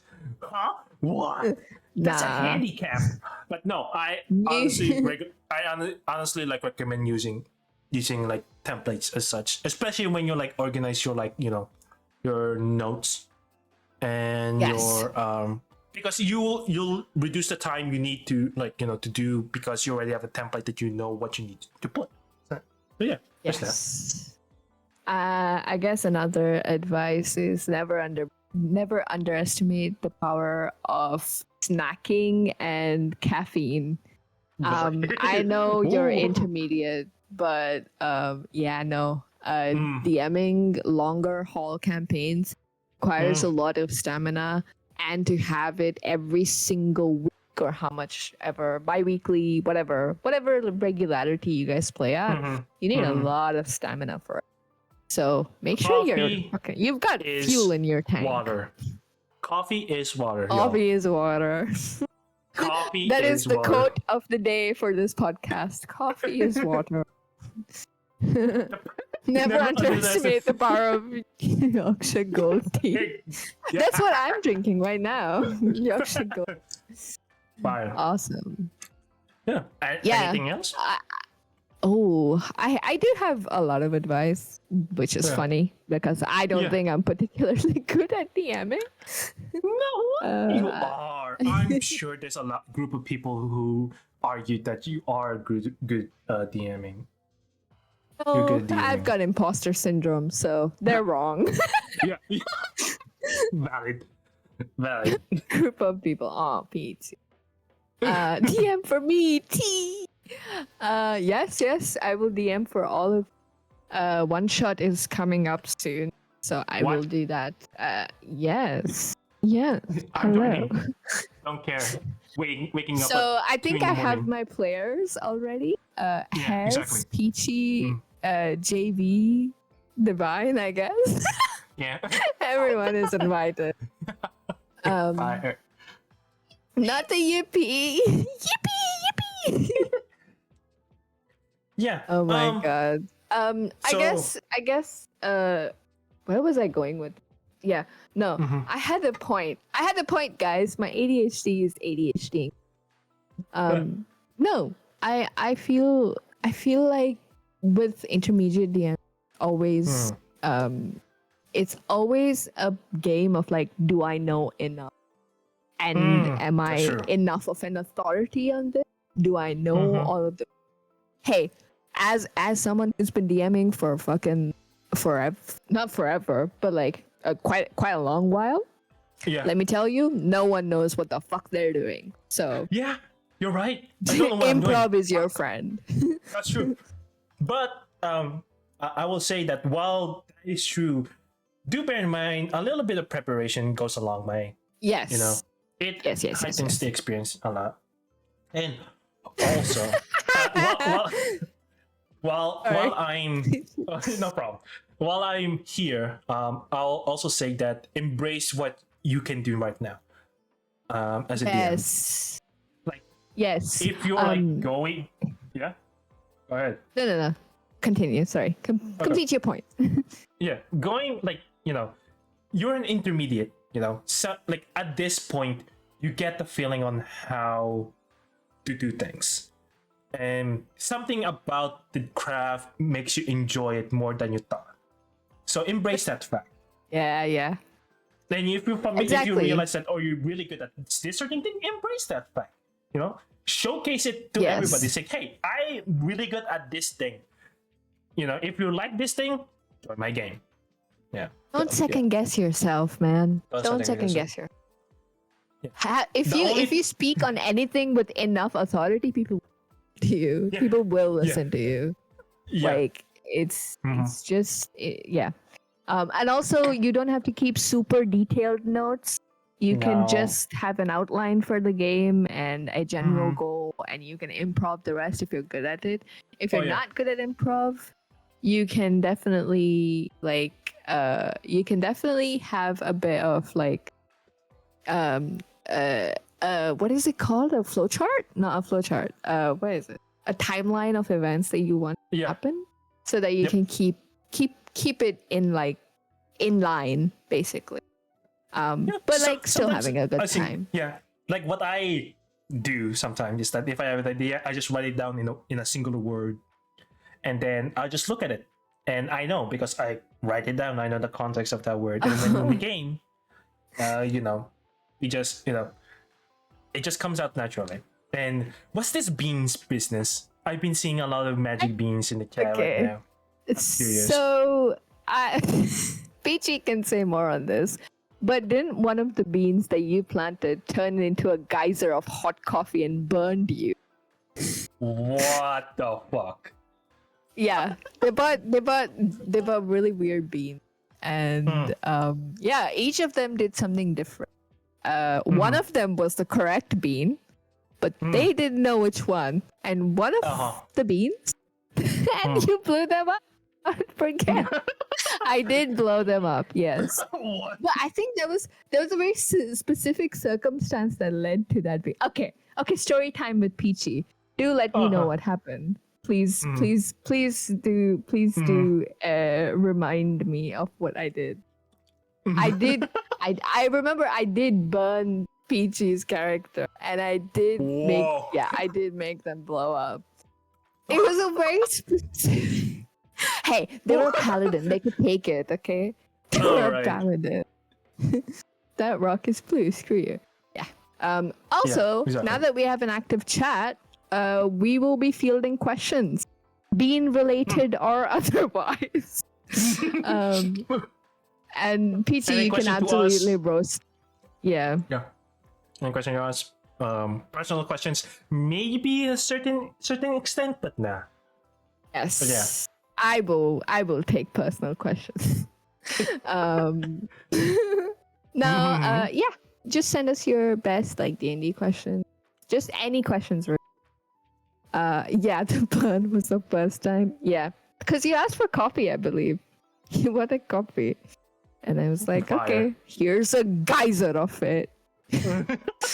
Magic wishing beans. Streaming hot jet fuel coffee. Jet fuel. Wow. That's pretty hot. Yeah. I will say. It was pretty hot. How about how you keep yourselves motivated to DM consistently? I think we touched upon this earlier, but 80% of the time, we just get forced into the role sometimes. Yeah. You're the only one who can do it. Yeah. Sometimes. But if Learn without to that play situation, Curse to DM. yeah. So, but Curse to forever DM. Outside of that, another hilarious answer is that you don't have any friends, and you want to keep DMs so you can get friends. So yeah, that's another way. Yeah, guys, But, DMs are fucking losers. So if you become a DM, you're automatically a loser. No. But No. for real though, for my case, is that seeing how people see them becoming so dedicated, so immersed without me doing anything, it's rewarding to me. And seeing them how seeing they're so excited to do something, they're like, oh, I'm doing so cool, or the players having fun, laughing, dying for one, and sometimes saying, heads, what the fuck, that's and such, Yeah. It's usually my motivation of why I love to DM, because of those moments. Yes. Having that connection moments- between you and the DM and such. Yeah, making players shiver in their boots is my favorite motivation to keep DMing, keep being the storyteller I am. You like to traumatize your players. That's a valid reason. That's a valid. Don't get on the high ground. I know you like to do the same. We're all sadistic bastards. That's what we do. Don't play dumb with me. Valid. This is a good question. How would you define a good player? Because it is a very different role to DMing. I agree. Oh yeah, for sure. How would you say? So, what would you define a good? Yeah, what would you define? Me? You're asking me Yeah, first? yeah. You first. Yeah, I've answered like questions. Boy. Oh boy. Oh Me boy. first. It's your turn Well, now. I have two. No, it's okay. I can do it. Uh, um, Mm. so I guess my favorite kind of player. I like all most, but my favorite kind of player is someone who remembers the best moments in any session. I guess someone like Peachy, because they have played in my games before. All of them. I think Peachy has been a constant player in my game. Yeah. In all of them. So Mhm. so someone like Peachy who's very perceptive, very, involved, very initiative taking, Mhm. someone who writes notes, like not super detailed ones, but like whichever kind of notes you're writing, something to remember the session by, something important that happened. I think someone who pays attention, it just Yes. boils down to that. Mhm. So yeah, I'm like Peachy. Sorry, Yeah. I'm just randomly shouting praises for, Yeah. but it's true. For me, Peach is a good choice. I agree. I enjoy Right? Peach's like Yeah. company in the game. Yeah, I will say like to So funny. to Also, they're just diversify hilarious. the diversify. I would say Jack. I love playing with Yes. Jack, especially with in sorry, I forgot my game for a second. SF Knights. The way they Yeah, are it's like nice. so into the like behind the scenes, they are so like they're giving me ideas. They're so into it. They Yes. like they're willing to like give up something for the sake of the story, which honestly that's really difficult to do as as players, Very. because you become Mm. so like in like how to say connected with your characters, so you're so resistant to let them go for the sake of the story. But Jack is like Yes. willing to do that, and Yes. I think that's like that's I commend that a lot. That's one thing I really appreciate for the players. Another one that I would say is that when honestly you guys, what I like to play with with UT, with Peachy, with with Jack, Jarka, and Jarka Ifa. in Ifa. Sorry, Ifa is always the complicated one. That's why I like keep forgetting. Sorry, Ifa. Um, Ifa and sorry, there was another one. Um, Tommy. Is that you guys have chemistry, and you guys able to like bounce ideas with one another so effortlessly. Like Aw. that's why I have so much fun like DMing like you guys, because of like being able, like if I gave you like the floor and say this is what's happening, Yes. if I just leave you guys alone just a little bit, you guys be able to like create a scenario on your own. Yeah. And I me th- as a DM, you're not doing like the most best thing. Like the thing that that you're doing well is that you don't have to do anything. You just let the players, doing magic, and you're there to yes. watch. Yes. And so Absolutely. yeah, And yeah, and the same goes for uh freaking Wrigley. Sorry, Wrigley. Love you. Wrigley is such a wild card player in one of our campaigns. She Yeah. was there for a little bit, but yeah, she was awesome. And also, I don't remember the pronouns changed or anything, so Peachy, do let me know, because Peachy was on the game with them. So yeah, they were a wild card player, but like in such a like good way. Like it's so difficult. Like it's difficult to find a wild card player that's like can does it in a good way, does it in a positive way, in building Yeah. mana. Yeah. Like catching the DM off guard, but like it's never bad. Yeah, for sure. It's very good. Like I love an Whoa, what the mass what player. the heck? What the heck is Oh yeah. pathetics? Whoa. So I know what they're talking about. So I had a Uh, shopkeeper called Poppy. She was just Ah. she was a little tiefling that was like she Uh-huh. was a lesbian, and Yeah. she was like really cute. What a sweet Uh, little character. uh, Yeah, it was immediately ruled by Big because Poppy decided to say, "Oh, what are you guys doing here?" or something to that effect, and then yeah. Wiggly took it and said, "You guys, are you homophobic? Because like we're all gay." Yeah, Poppy never recovered from the. Huh? What?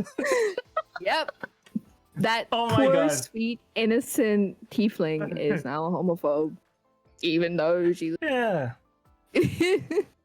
We're just Um, praising everybody here. Honestly, yeah. Everyone. I mean, I'll say everyone. here. You know what? I'll keep going. You know, with Divine, they've been with my one shot. I like how they able to effectively use their characters unorthodoxly, but still effective in some shape or form. Yeah, And I agreed. like that about Divine. Like they forgot the way they handle themselves in combat was like like it feels like they are in control at all times, which is what their character was, and which is great. Honestly, I wish I could play And more not with the the players build. as a players. Not build schedules around tea. God, you guys are gonna make me cry. We should honestly. That's why I'm willing to wake up at Y'all. 3 in the morning And play Thumbs up. play with me. and play D&D. Ah, that's so cute. Right. You guys are lovely. It was her being rude to two gay men back to back. Excuse me. All she did was ask questions because you guys were strangers in town. Okay, that is not her. It's normal to be a little bit inquisitive about strangers in town, about black hats who have rode into town that have like caused chaos already. So I'm sorry. Fine. Oh, she's allowed to be a little bit apprehensive. Doesn't mean she's a homophobe. God. Oh, there's a question by Nightbot again. Sorry, Oh yeah, we sure, missed that one. For sure. How would you find a group of people to vibe with? I've been playing for years now, and I still have to find a constant group of people. Ooh, That's that's difficult. ooh, That's really difficult to answer. very Because there's not incredibly. one straight answer for that. It's just a feeling. Like Yeah, you know. it's feeling, it's timing, it's Mhm. Honestly, yeah. a little more beginner spoiler. This like at the beginning when the one shot you say the very beginning team you mentioned. The reason why I was like I really want you to join the Silver Key game, especially with the one shot, because the feeling I got was that this person is really fun to play. That's one, in my opinion. Oh, And the way, yeah, of course, always happy to dish out compliments, and the feeling in my gut saying if I play with this individual, I felt like they're gonna be such a good player that like every time we play is something exciting. That's two. And then the third one being like, there's some magic happening here, and I think I need to play with them no more. pun intended. Yeah, no pun in that intended, but yeah, that's basically my rule of thumb of like how I find group of people that I vibe with. It's like it feels comfortable, and they're like it feels comfortable, and you felt like you're growing as a person each time you're playing with them. Yes. Not that much, but Yes. You feel like if you hang out with them, I think you mature a bit. Absolutely. And to add to Hez's point, I agree with all of that. It's also you have to be a little bit shameless, I feel. Yeah. You have to get rid of any shame, like social kind of insecurity that you might have, that like, oh, they might not like me if I play it a certain way, or if I play a certain which is thing. difficult. I will And say it's valid. It's difficult. Yeah, it's valid. it's very valid to feel that way. But you do have to be a little bit proactive in terms of joining every game that you possibly can. Like joining every kind of game possibly can, to figure out what is the best fit for you. Sometimes 5e is not a great fit for you because 5e sometimes is not the most intuitive. So you try out a Pathfinder game, you try out a Warhammer game, try out as many things. Warhammer. I know. Both of those games are have bigger rules than 5e. Yeah. I like how you brought that up. Sorry, it's just exactly. Whatever TTRPG you are most on, even if you might like more rules. I don't know. You might like to be regimented. You might like to be more on track. Flowing. You might like you might like to have that. So just get into it. One shots are great. I know it's not the most helpful advice. Yeah, one shots are amazing. That's how I met Hez. That's how Peachy met me. That's how everyone met me. So yes, absolutely try one shot. And now I'm hosting a D&D. My friend. You have to stream game. Stream game. You have to be a stream game. Stream game. Yes. Yes. You can join my one shot if you want, Nightbot. We're on the same time zone, at least for now. So the one that I'm coming up with soon, you can join that one if I will be happy to. It's not a stream game, don't worry. No. It's not a stream game, Divine. No. Not yet. No. I'm not ready for that. Responsible. Yeah. Maybe if Hez can help, but I don't know. I can help if I be able to join. So sure, yeah. Another I'm sorry, Divine. I'm sorry to get your hopes. No. Yeah. You're not missing anything. Peachy has a question. Peachy. Yes. Do you both have favorite characters / NPC you've played as? Is there a specific genre of character you enjoy playing? Oh boy. Ooh. Oh. What a good question. Okay. One of the characters I like to play is the one that is like very blunt. How should I say this? Who was that? The guy from the bridge in Curse of Strahd. I forgot his name. Oh God, I know who you're talking about. Peachy might remember, but like Peachy I took notes as well.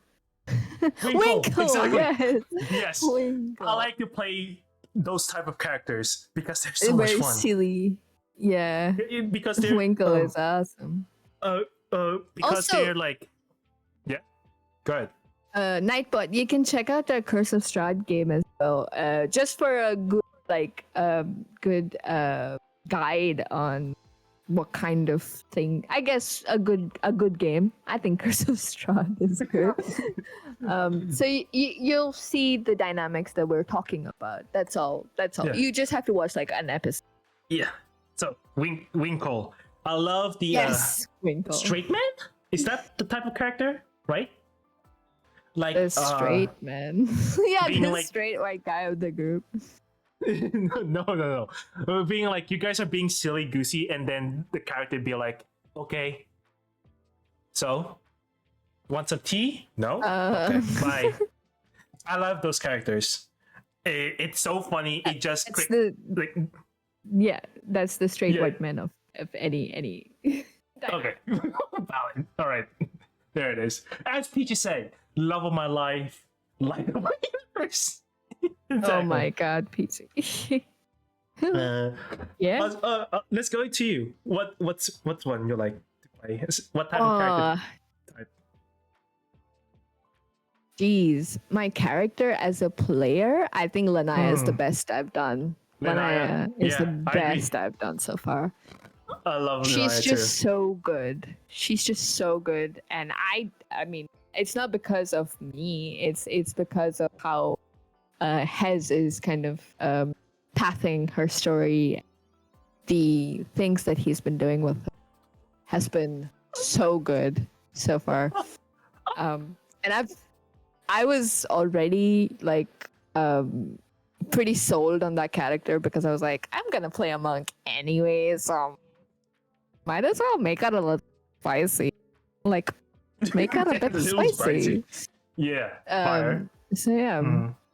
I think I'm just one of those like that. She's just going to be the best that I'll ever do. I think. One of the missed opportunities for the character as a player was, I think, there was this fire genasi, wildfire spirit druid that I had. That was just she was built really well. So I love I really she was gonna be dramatic, and I had her backstory and everything, and she's just never gonna see the light of day. It's so sad. Yeah. And as a DM, my favorite NPC. This might be a bit of a curveball for you, Peachy, but I think my favorite NPC was Lathika. Lathika Licensed from therapist. the Yes. yeah, licensed therapist, baby girl, beacon of hope in a dark and dreary time. Lathika was my favorite, and you didn't really get into much of her story, but she was a really interesting character that I built for the Call of the Eerie one shot and for our campaign that we did after that. But she had a kind of she was a warlock. She was a really high level and she was celestial warlock. So she had a bunch of spells that were just fucking amazing. But beyond that, I think her story was bad because like she basically got indentured into being like consigned to this like weird eldritch god that we never to just because of time constraints and other things. But yeah, no, she was one of the saddest characters ever. And I love my sad boys. I love my sad boys. It was just a juxtaposition of her looking like this really ethereal and like golden-esque, like almost godlike figure. She was an angel almost. But then her god was this like grotesque little thing, and I just loved it. I truly, it was so good, and she's special to me. Sorry, long answer. No problem. I mean, all of our NPCs usually have something that is fun Yeah. to think about. I, for one, Yeah. keep going with the theme. Most definitely enjoy. Not only Naya. I forgot her name, but the girl that you guys were like escorting, supposedly, but got trapped by Strahd. I forgot her name. But Was it the sister of the burgomaster? Sister of the burgomaster of Valaki. Yeah, you're right. Of Valaki, yeah. Of not Valaki, Barovia. Well, yeah, we were taking her through Valaki, I think. Yeah. Let me just.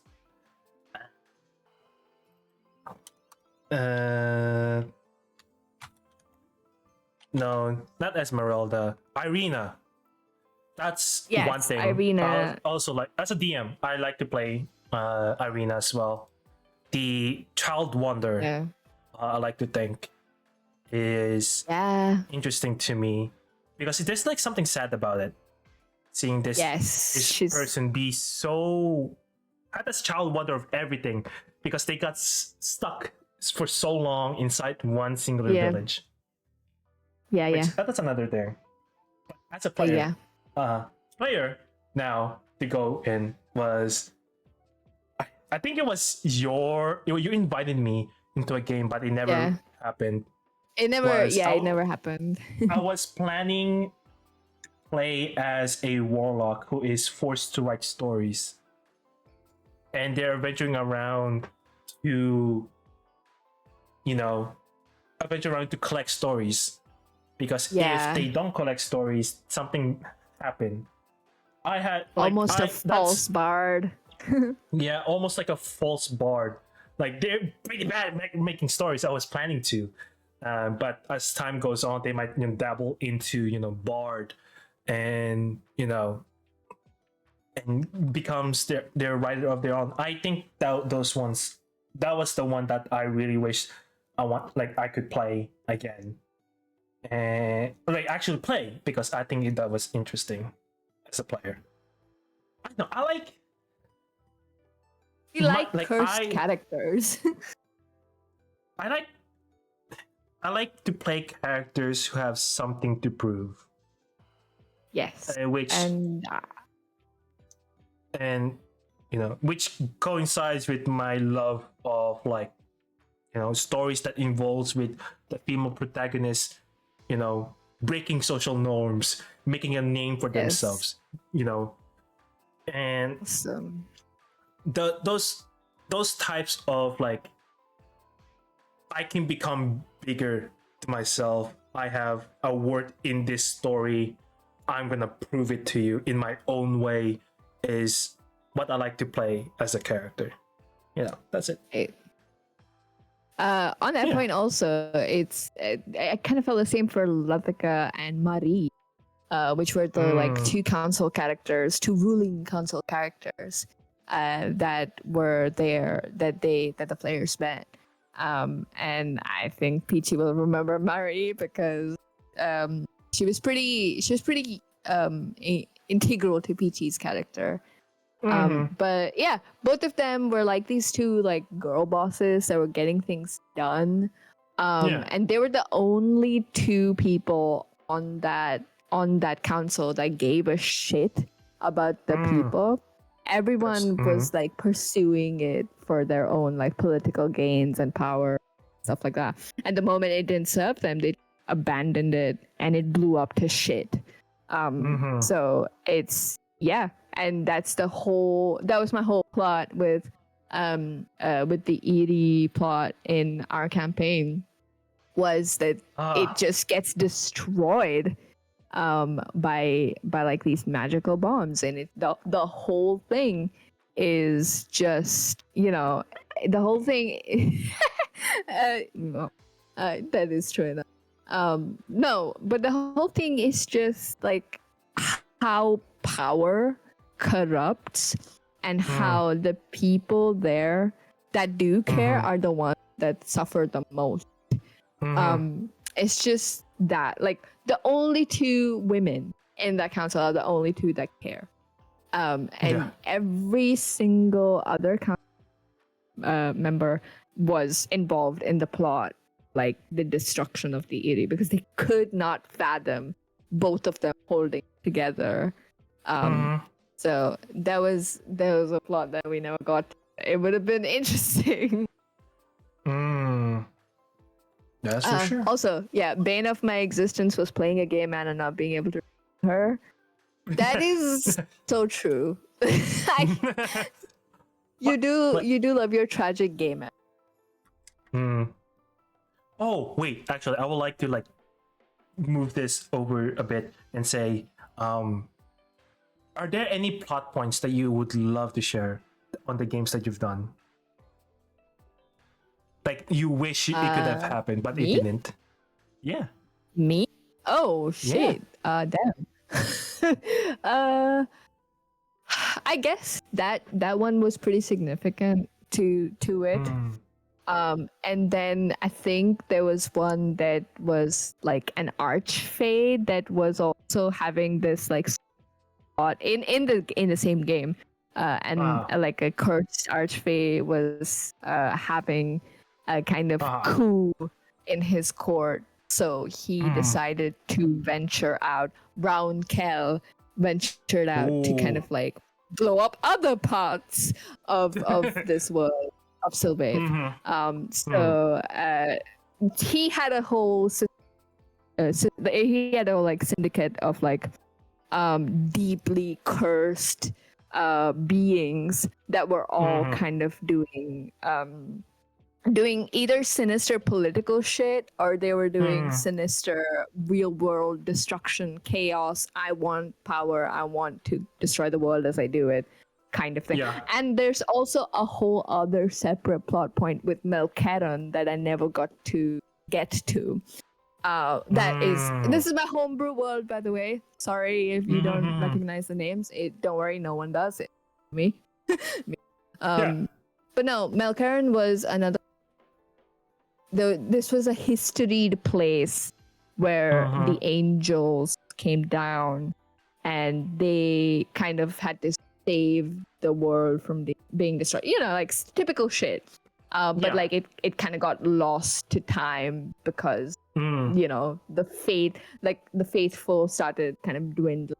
Clerics and paladins came a little more, you know, want for attention. They were not as existent in the time that we were playing it. And one of the things that we never got to play out was the Lathika was one of the descendants of these angelic people. And she kind of went there and then said like she could not handle saving that place. That because like again it was like this cursed syndicate was attacking Melkaran, so that was a whole thing that I never got to get to. So she couldn't do it, but then tell the party to like work up to it. So that was the whole thing that I didn't get to do. So yeah, it was pretty interesting. It's lots of things that I didn't get to do that with that game, but we move. It happens. Yeah, that's another DM problem. Which is you write stuff that you think is cool, but there's a good chance that it will never see light, and that's okay. No, that means that you could use it. You could use it, you know, from something else that comes down the line, or in another game, or its own plot hook, even. You know. Ooh. So that's... do you have any plot that you missed out on that players didn't catch on to?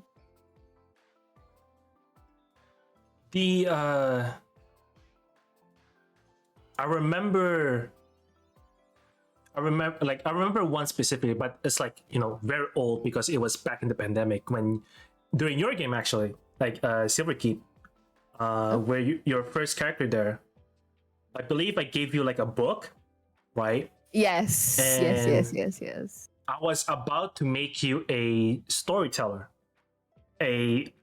Basically you're on the path of being able to traverse like different parts of the story. I was about to like make you be a recurring character in that old world because you're gonna be like hopping in one. On the second one, the second character, I was planning to make that character be a, you know, part of the like, I think Archfey at that point. Oh, and you're gonna be having your own thing. That would have been so cool. With JV, awesome. With JV being your own guard as well. Luna and Soledad. Yeah. I was about to like, you know, do all that, but then I felt like, okay, there's a lot of players missing. There's like a disconnect at some point. I'll just like wrap it up. So that was one thing. One of the players turned out to be a bad egg. So yeah. And there was that one. So Nadia had to die. Sorry. Yeah. She just had to die. I could not have her. No problem, man. No problem. It's in valid. that situation. It's just situation, but that was one thing I was planning to do with Nadia. Yeah. And yeah, and I was about to drag that. his character. Told like I think we had this conversation.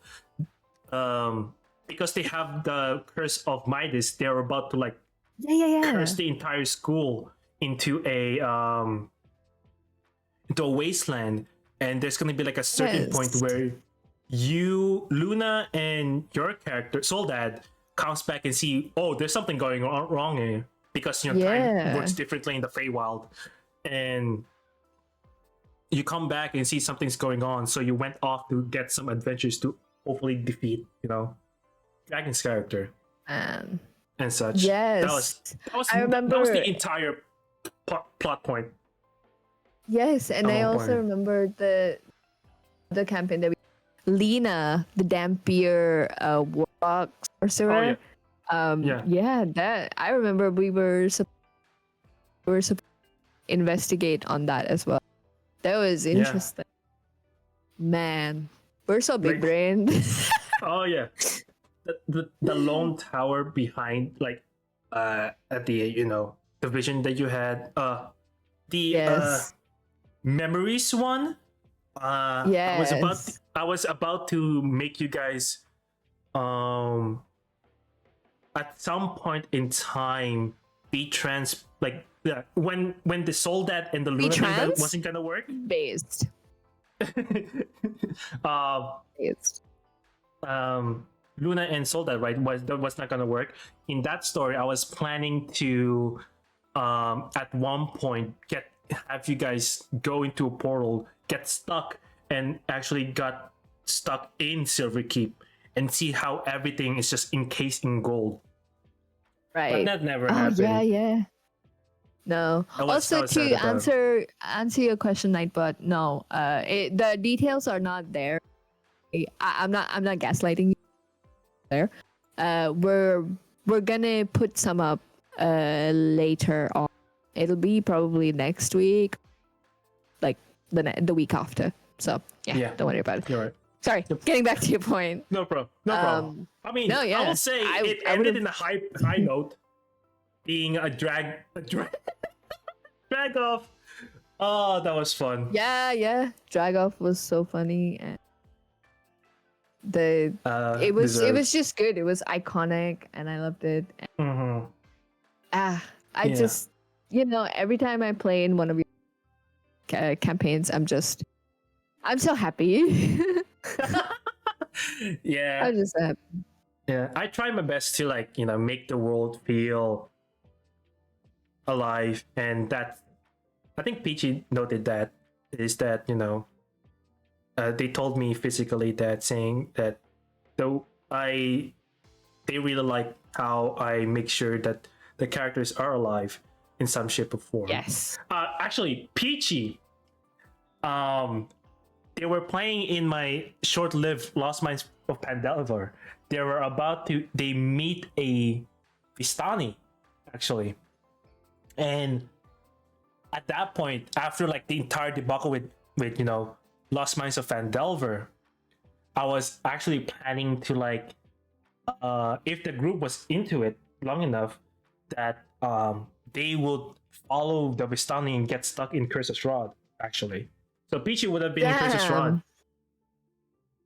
at some point. Damn. So that was fun. Twice. That's awesome. Yeah. That's so cool. Yeah. How does your mind work, Head? You're so I don't know. smart. I don't know. So smart. Coffee is water. I love your brain. Coffee is what? That should Yeah, be the PG. title of this podcast. That should be the title. Coffee is water. Yeah. I was I planning can't to run escape Curse's Strahd. Rod. He wants me so bad. So Yeah. bad. I bad. was planning to run a Curse's Rod game for a long time, and I just trying to figure out ways to make it work narratively, and maybe the Lost Yeah. Mines Phandelver one would make sense. So I had that going on as well. It is a plot point that you, Peachy, could have picked up, because you were having a great discussion with the store owner, and there was another drag off scene that was about to happen as well. So yeah, that works out. Oh in the my end. god. I love that. Yeah, P- it almost worked. Peachy, Peachy, Strad is obsessed with you. I just know it. He called me, actually. He called me right now. I need to that he's obsessed. Blinsky's Blinsky killer. Rest in peace. Rest in peace, Blinsky. Fuck Blinsky. He knows what. Fuck that guy. Hashtag Blinsky killer right here. He did nothing wrong, man. He was just there making toys. He was gonna squeal. I'm just a Blinsky. I just welcome to Blinsky's toys. I love Blinsky. I don't Sharka. He literally had to die. Like if literally during break, I think our character would be like, you know what? Let's kill him. yeah, and I was like, why not? I don't mind. Why not? I can do it. I'll hold him down as you do it, my queen. Yeah, for sure. It was so funny. So Also, last 5 minutes ish of us taking questions. yeah, sure. Meanwhile, we shall talk about Patreon, right? And some other content. Yeah, maybe. Who knows? Yeah, I think we should talk about Patreon. Yeah. So. Yeah, go ahead. Start it off. No. Go for it. I'm just too chatty today. Yeah, no problem. I'll say that I'm open to the idea of Patreon,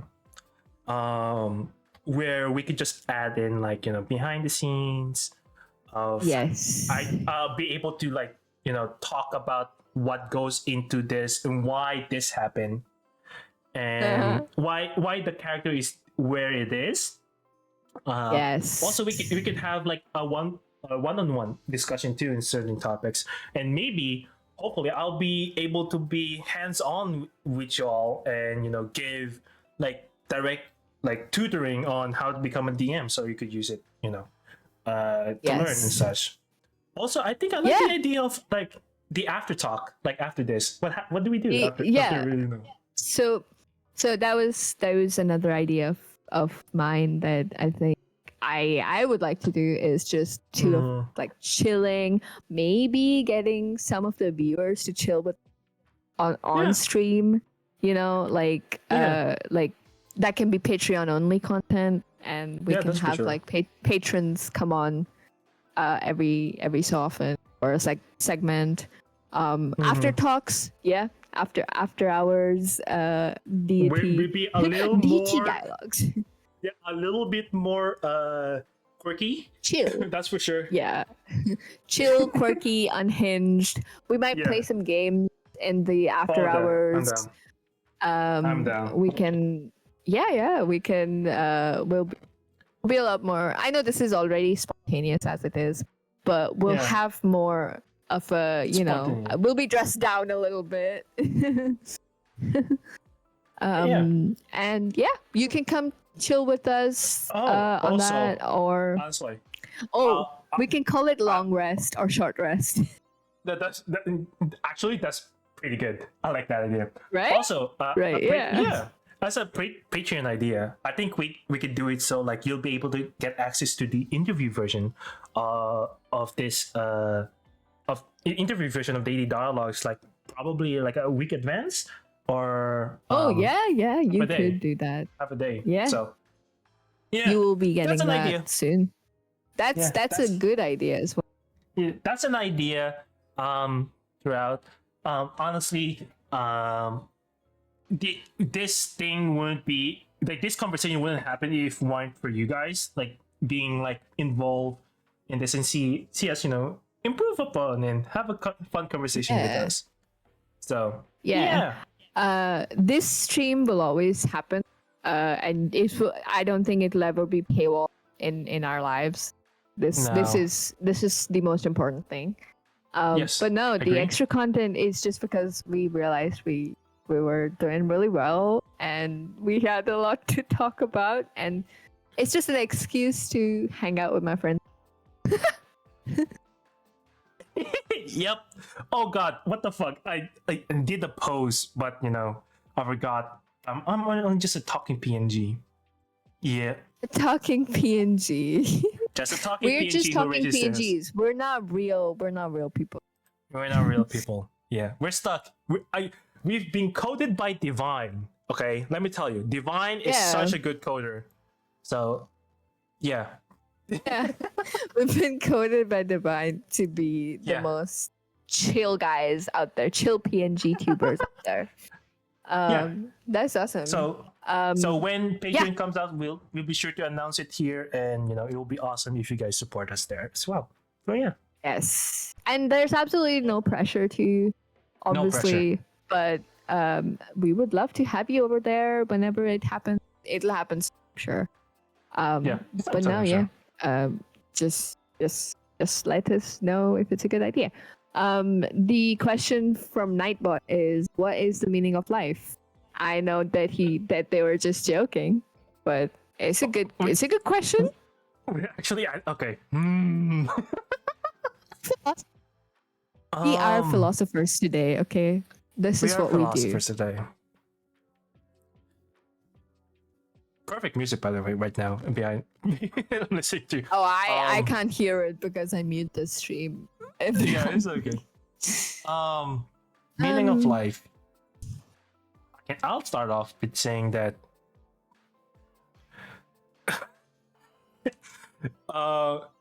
in my opinion, that the meaning of life is like what makes you live to your utmost potential, doing things that makes you happy, doing things that makes you you. Yes. And being able to feel comfortable on being yourself and create an environment that supports that, to create an environment not only for yourself but for other people, and make you feel good and have a great time, is, in my opinion, is the meaning of life right now. Right now. We'll see if that changes in years. Yeah, good answer. What is the meaning of life? All right, philosophy major. What is it? Masters, excuse me. Masters. Sorry, masters. What is it? Yeah. So I mean, it really. I hate to be the bearer of bad news. There are so many theories there's so many answers, and there are so many theories on the meaning of life and how to live a good life and how to live the most ethical life out there. I guess my most lucid answer is, what is important to you in this set amount of time that you have on this earth? What would you like to accomplish the most, and what kind of mark would you like to leave on this planet? If you would like to leave a mark at all, it's completely fine. If you don't want to, if it's totally okay if you don't want to, and you don't have to. It's a big world, and we are but mere tiny specks of stardust floating in the universe. Yeah. You really need to do some soul searching yourself and find out what gives your life meaning. That is the real question. And what it is that you live, and without getting too philosophical, too theory heavy. But yeah, that's the best answer. Would you like to make everyone in your life happy? Does that give you happiness? Does existence is questioning your meaning of life? Is that what you want to do with your time on this planet? Or would you like to give to a cause? Would you like to what is it? What are the pieces that make up the mosaic of your life is really the question.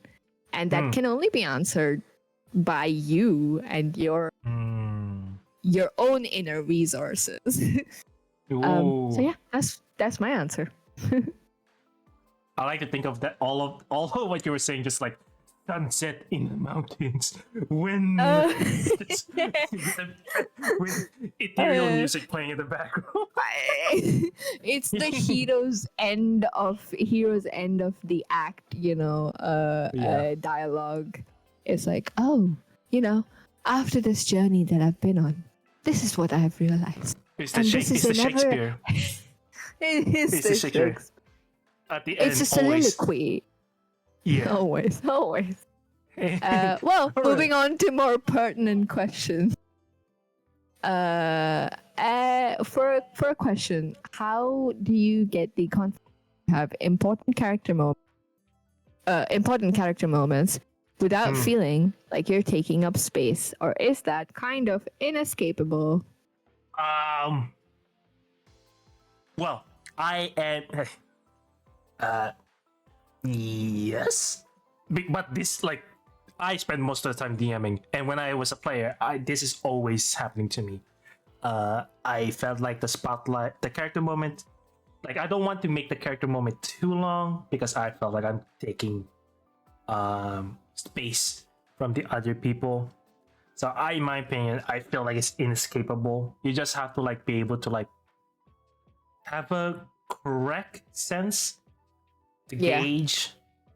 That's how I feel. So, but usually those who are more extroverted than me will say, "No, it's your character moment. It's your time to shine." I think it's very difficult to like think that you're being selfish for wanting your character to shine a little bit. I can understand that. I can understand the emotion behind that because I feel it a lot in every campaign that I've ever played in. And I know players in my campaigns that feel exactly the same way. And then what happens is the chilling effect of that emotion is that then they keep quiet and then they don't interact anymore, and then they get more reclusive and they kind of just fall into the shadows, which I really don't. I really hate. I hate that they feel like they have to do that. Like, I don't hate them for doing it. It's just a bad feeling, and it's just unfortunate. But it's not inescapable, I don't think. You will encounter it at some point in your life. You may not encounter it at some point in your life. It truly just depends the kind of person you are, but with the growing stages of anxiety for everyone that I know personally, I think it's inevitable. But you just need to not manage it, but you need to have a talk with your DM, because they will be able to. They are the ones that are giving you the character moment. They'll be able to give you exactly what you need, as long as you communicate your needs to them fully. They'll be able to. They'll have a better idea, kind of expanding upon that and expanding on your ideas. Expanding and making sure your comfort is met at, so yeah, I can understand that it's scary to approach the DM. I can understand it's scary to talk about your emotions with them, but you need to. That's the best way to heal this hurt or heal this feeling.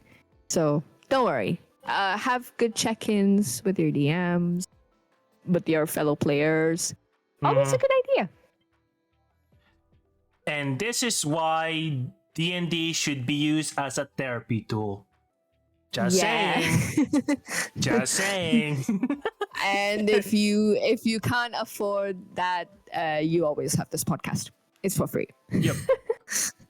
Or if you don't want that, you can also play a game. As many people have said, D&D is just free therapy. So D&D is free therapy, and D&D is free unpacking of traumas. Yes, exactly. Of traumas.